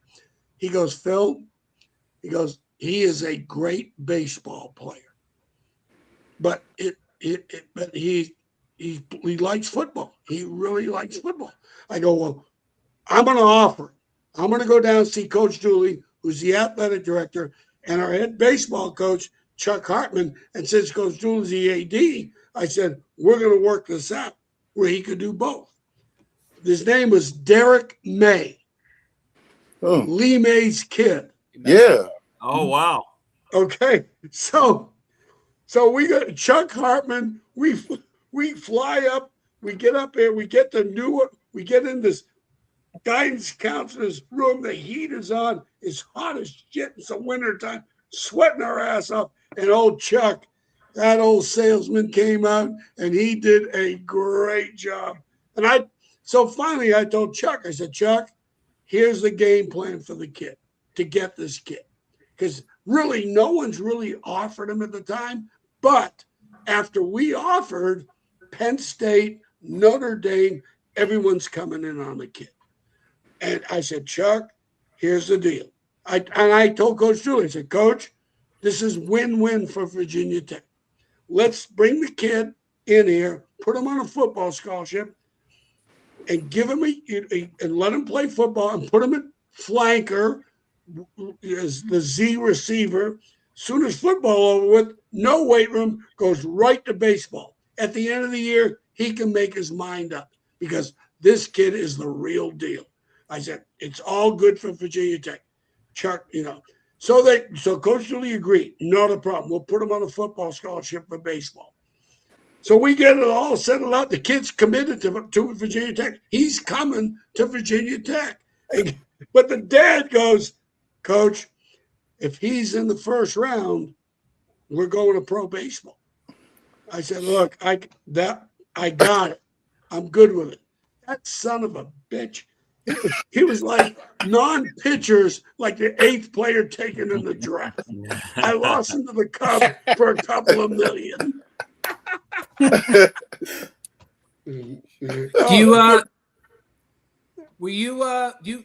Was John Burke ever at Tech when you were there?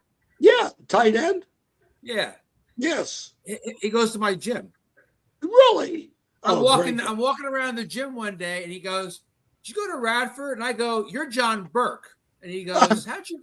I said, "I remember you from Homedale High School." I said, "He went to Virginia Tech," and he was like kind of stunned. I knew his whole resume. Oh, great! He's a hell of a player. Hell of a He was player. he was a hell of a high school athlete. He was there. I think he played. I want to say he played football, basketball, and baseball. I could see that. Yeah, that doesn't surprise me. He was a great athlete, good player, hell of a tight Huge. end. Yeah. Did he play in the league for a couple of years? A few years.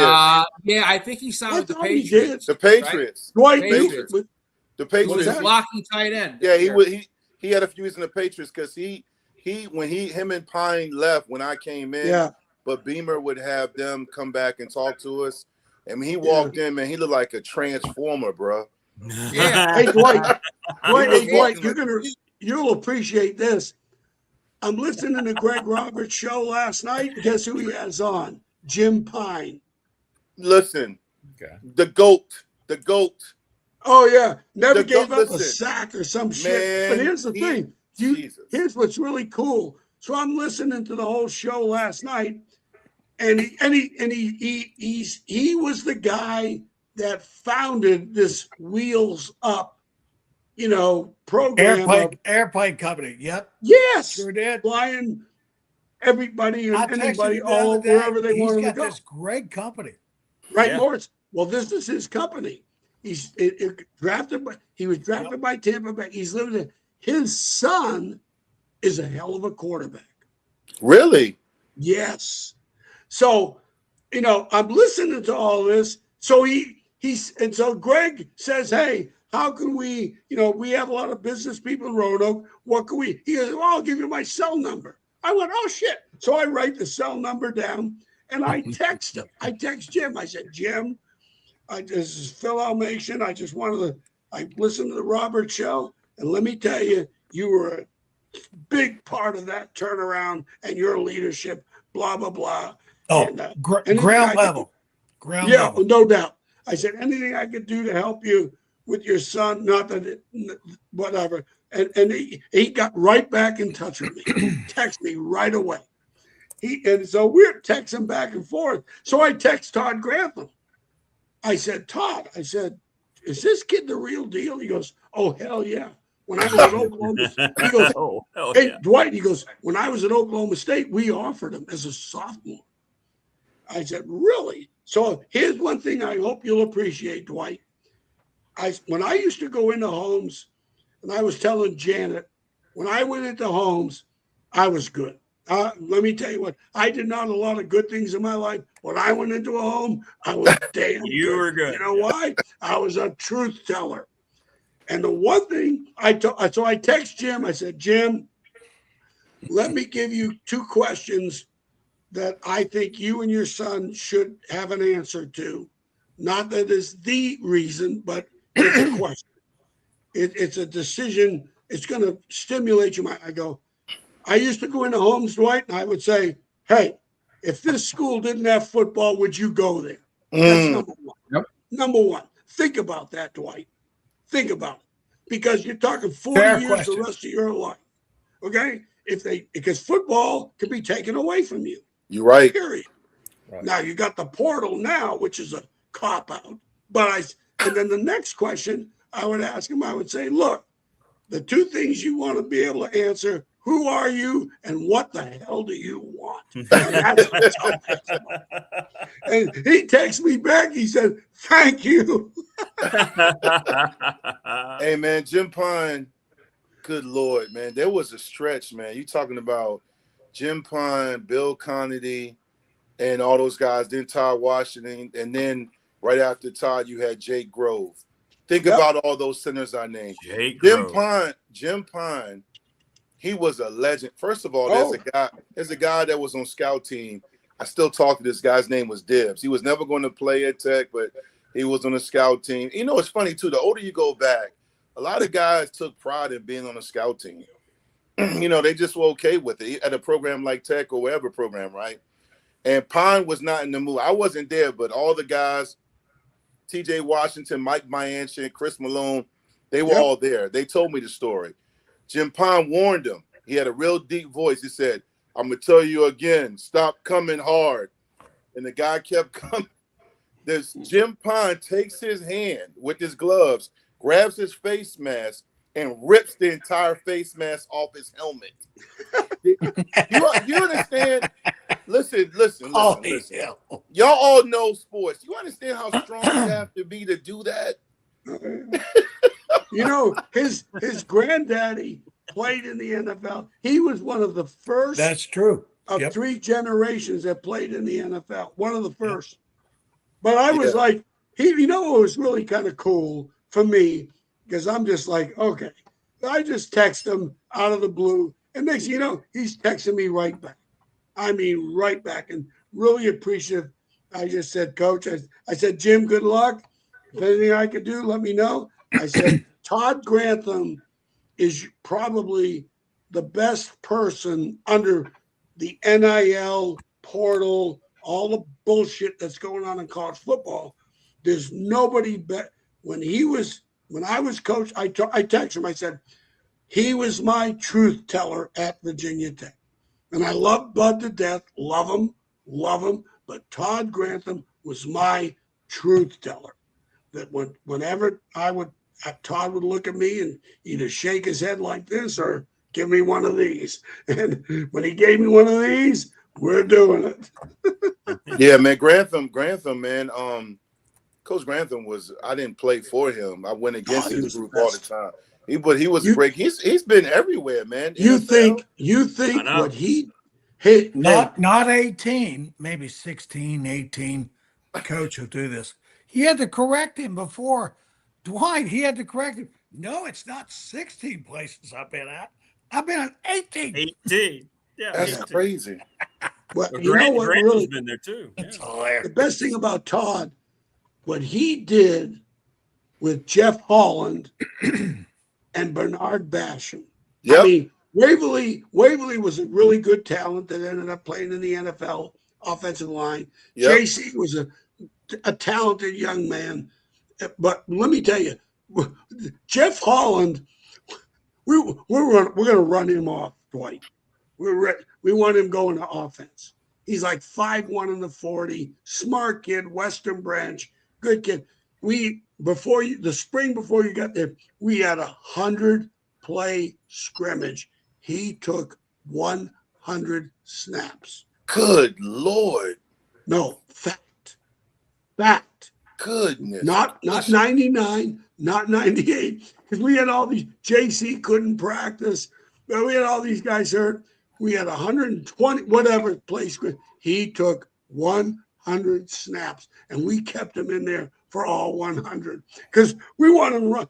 We want him to go to offense. We're ready to run his ass off. So Todd and I go in there Sunday watching the film going, Jesus, we're watching the 100 snap. It's as good as the first one. We said, all right, we got a guy. He was instrumental in this, Coach. He was instrumental in the blocked field goal that Banks returned against Indiana. Oh, in the Independence Bowl. How about when he returned the touchdown In to Independence UVA Bowl, game, yeah. we beat him in '93. Yep. Thank God he only had to run 20 yards. But he was a great player for us. And then Bernard Basham, I get to Virginia Tech, and they said, Coach Beamer doesn't like this kid for whatever reasons. I don't know. They're going to have a team walk out on the kid. So he was a defensive end. So I said, oh no, you're going inside. So we moved his ass inside. And Todd did it. He did a great job with these kids. Let me tell you, when we lost to West Virginia by a point or two, and they were undefeated. We lose to Miami 21-2. We couldn't buy a first down. And we lost to who else? We lost to Boston College, which is my worst game plan I ever had in my life. I told Coach Beamer after the second. Yeah, I told Frank, I go, Frank, I got a bad game plan, and then I'm not executing it worth a shit. And called the rest of my game like this. Put my head down. I said, you want to fire my ass? I got no. And then the next week we had to play Syracuse. We were supposed to get a bowl bid that game. So we lose the damn game. I am so livid.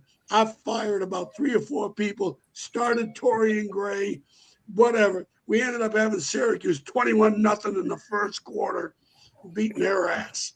But oh Jesus. 40 was it 45-21, right? Yeah, oh yeah. It was Yeah. ass kicking. I wasn't there yet, but I was following. No, you weren't. Well, we Yeah. got back from Boston College. Thank God We you get weren't into- there yet. We get into Blacksburg about 11 o'clock, whatever. So I have a defensive team meeting, and I go, I will get this shit straight. We're going to get this straight. And we ended up beating Syracuse and Virginia and going to the bowl. So it was awesome. Yeah, man. Yeah, y'all, it's great times, man.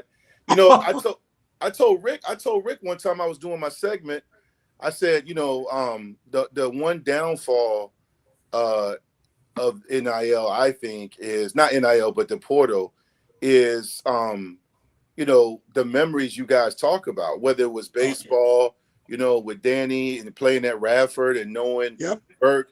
My son is a hooper. He's playing D1 basketball. He knows a lot of guys from AAU, shoe circuit. But the movement, like when you talk about we did this, we did that, the brotherhood and camaraderie, there's so much movement.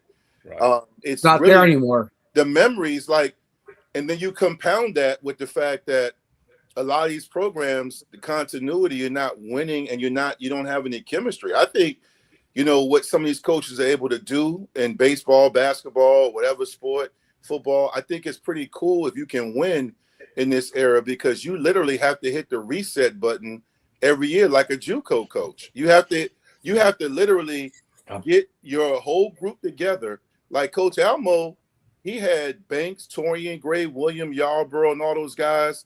And then even when he left and moved on, Bud had those guys. And then you have the recruits that came in, Lauren Johnson, Pearson, Prelo, and those guys.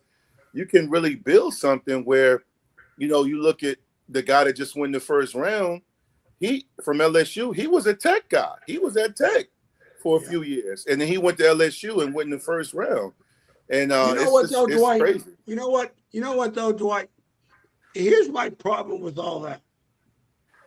I get it, the money in LSU go to the first round. Well, you've been the first round of Virginia Tech too. The school doesn't matter. It don't matter where you're playing for. If you're a first round talent, they're gonna find your ass. You know that. Yep. I mean, I don't care if you play at Wake, at William and Mary. If you are a first round talent, the NFL will find you.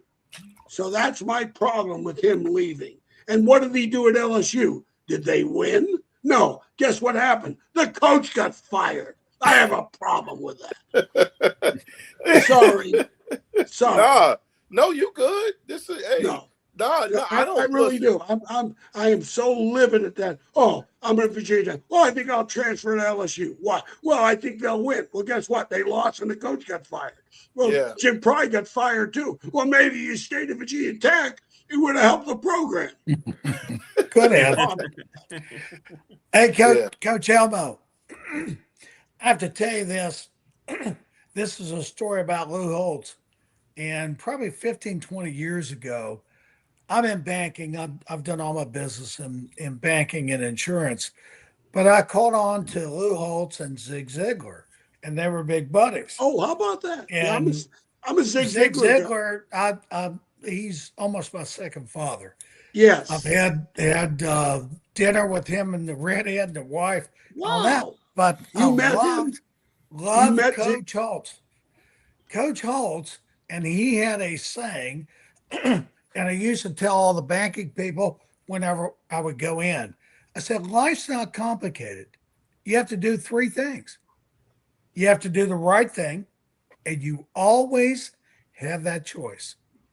Number two, everybody can't be an All-American, but you can do the best you can do. Yeah. And number three, show people you care. Yeah. Lou Holtz had those three sayings that he lived his whole life with from that Catholic school he started in, and I love the guy. Oh, no. What an amazing person. Playing and coaching with him, those what you mentioned and talked about, trust, caring, commitment, that stayed with him forever. I always said this.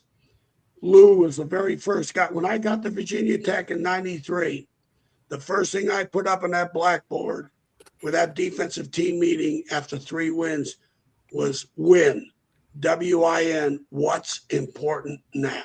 Mm. And that was Lou. That I got that from Lou. I don't know wherever Lou got it from, got no clue. All I know is when I was playing for him, that impacted me as much as anything else in my playing days that carry over into my football play days of coaching. Of when you talk about winning, it's a context of what's important now. Hey, So Coach. here, that was Lou. Yeah, I would just add too, man. Just as somebody that's just a little bit younger than you, but I look at that to add to your point.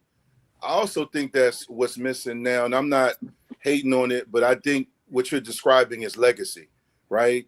You talk about how 100%. Danny's a Hall of Famer. You, to me, in my opinion, you're a Hall of Fame coach. Every program you went to, I mean, when Coach Mike Smith talked about you when you left Hampton that day, I was in high school.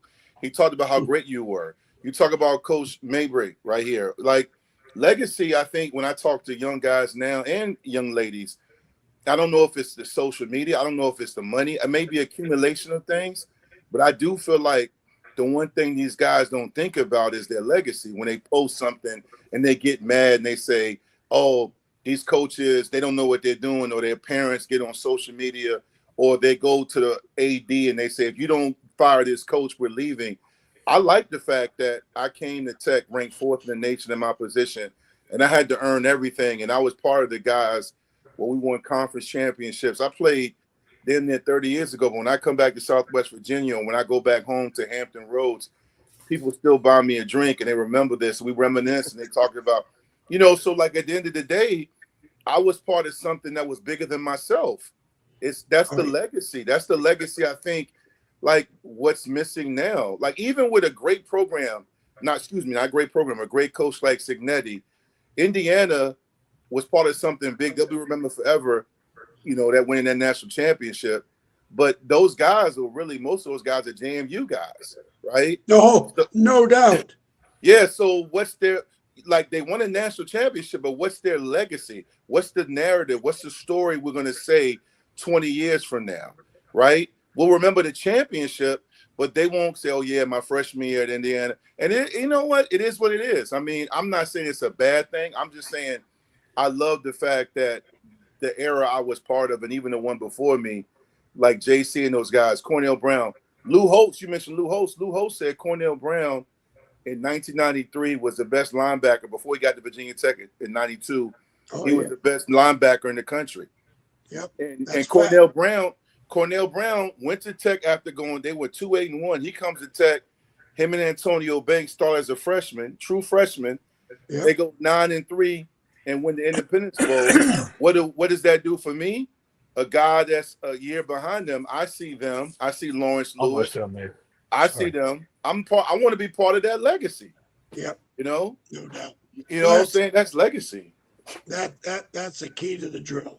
I mean, it's all about, when it's all said and done, with guys like Cornell, it's really interesting. My 4 years at Virginia Tech, 85, 86, 93, 94, there's 3 players that in my mind, it will never leave my thoughts and appreciation for who they were. I get to Virginia Tech in 85, the defensive secondary is decimated. They lost all their really great players, Ashley Lee, blah, blah, blah. I get there, and there's a kid named Eric Hayes from Suffolk, Virginia, 1985, a walk-on. And I went into Coach Dooley. I said, because I've always believed my role as a coach is to give the head coach the best information of who gives us the best chance to win a game. That's all. That's my obligation to the head football coach and the football team. So I said, Coach, he's our best corner that we have, one of the 2 that can give our best chance to win a game. And we ended up winning 6 games with him. He was a biochemistry major, Wow. At Virginia Tech. Okay. Now, you Tech people can really appreciate that. This kid was brilliant. And he ended up starting for us. We won 6 games with him.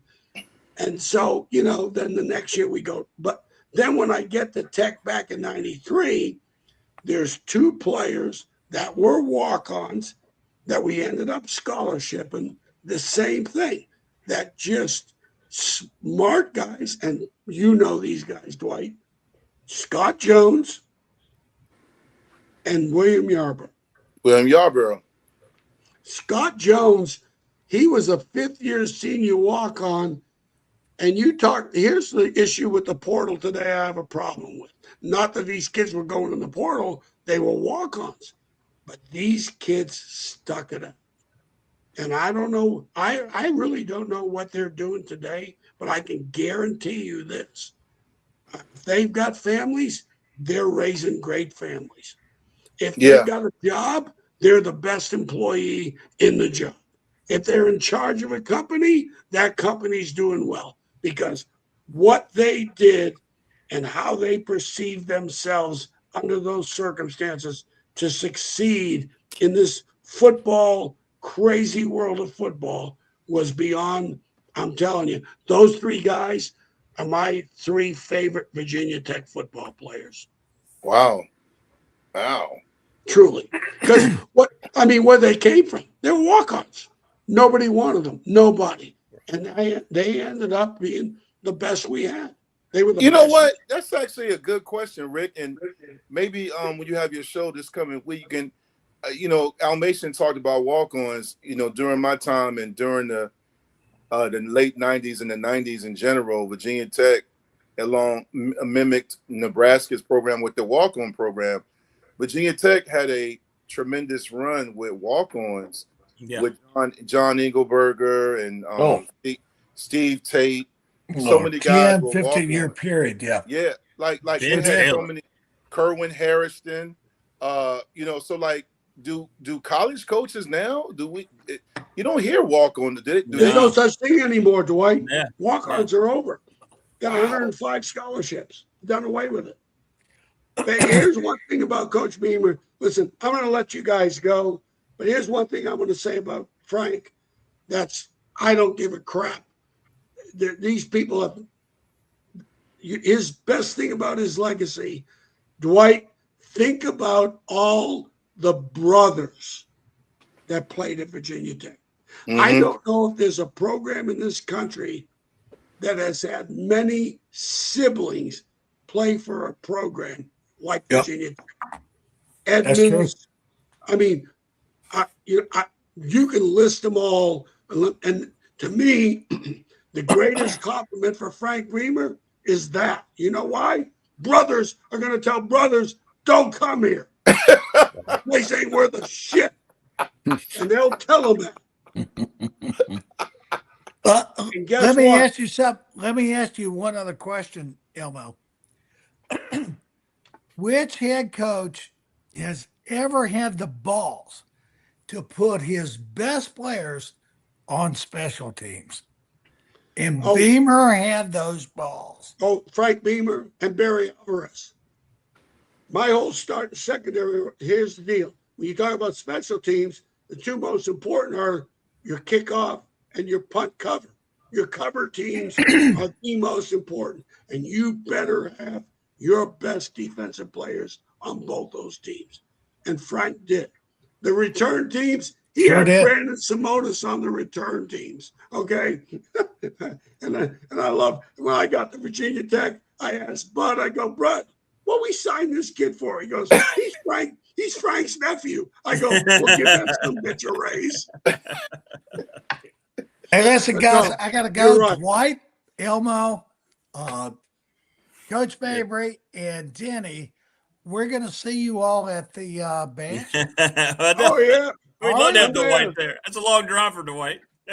When is that? What is that?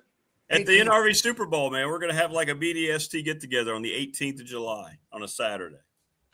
I'll be in Charlotte. Hey, I gotta go. Yeah, that's right. Yeah, we got to get out. Go. Yeah. Nice meeting everybody. Denny, pleasure. Love Okay. baseball. Morris, you're the best. Coach, we got to get together, baby. Yes, sir. I'll see you tomorrow, Coach Elmo. Hey, tomorrow you morning. got to help me defend the wing tee. Coach Elmo, I look forward to shaking your hand at the bash. Oh, look forward to it. Dwight, God bless you. Yes, sir. God bless you. What Take you care, do, guys. the service you do is phenomenal. And what you 100%. do for Virginia Tech is the best because you're Yep. a truth teller. Yep. Thank God you. bless you. Thank you. 100%. Coach, I'll see you in the morning, brother. Oh, we're doing this again? Yeah, you got to come back tomorrow morning. Hey, I don't know if I can make it. I'm playing golf at Space Coast. Oh, Country here Club. we go. Nice. Everybody's Attaboy. Yeah, Rick, good for you. thank Good you. Whatever. Appreciate it. No, God thanks, bless man. every one of you. See you guys. All right. All right. Thank you, guys. Yeah, See you thanks, guys. everybody. Dwight, great, man. Thanks for stopping by. Hey, thanks for stopping by after dinner, man. Appreciate Yeah, that. man. Loved it, man. Loved it. Yeah, it was great. It was great. Thank you, everybody. Take care, everybody. We will see you. We'll see you next time. See you in the morning, hopefully. So Happy 4th. happy 4th, Coach Baby. Appreciate you, man. Good stuff. Good night, guys. All right, Denny. Be good, brother. We'll talk. Bye-bye. All right, Coach. Thank you, guys. All right, thanks, everybody. That was fun. A lot of fun. Thanks to everybody who stopped by. Everybody in chat. We had some contributors, some new people. We'll see you tomorrow morning. Finally, Friday edition, heading into our 4th of July celebration. United States of America, 250 years, baby. Nobody's done it better. Nobody ever will. We'll see you tomorrow. Take care.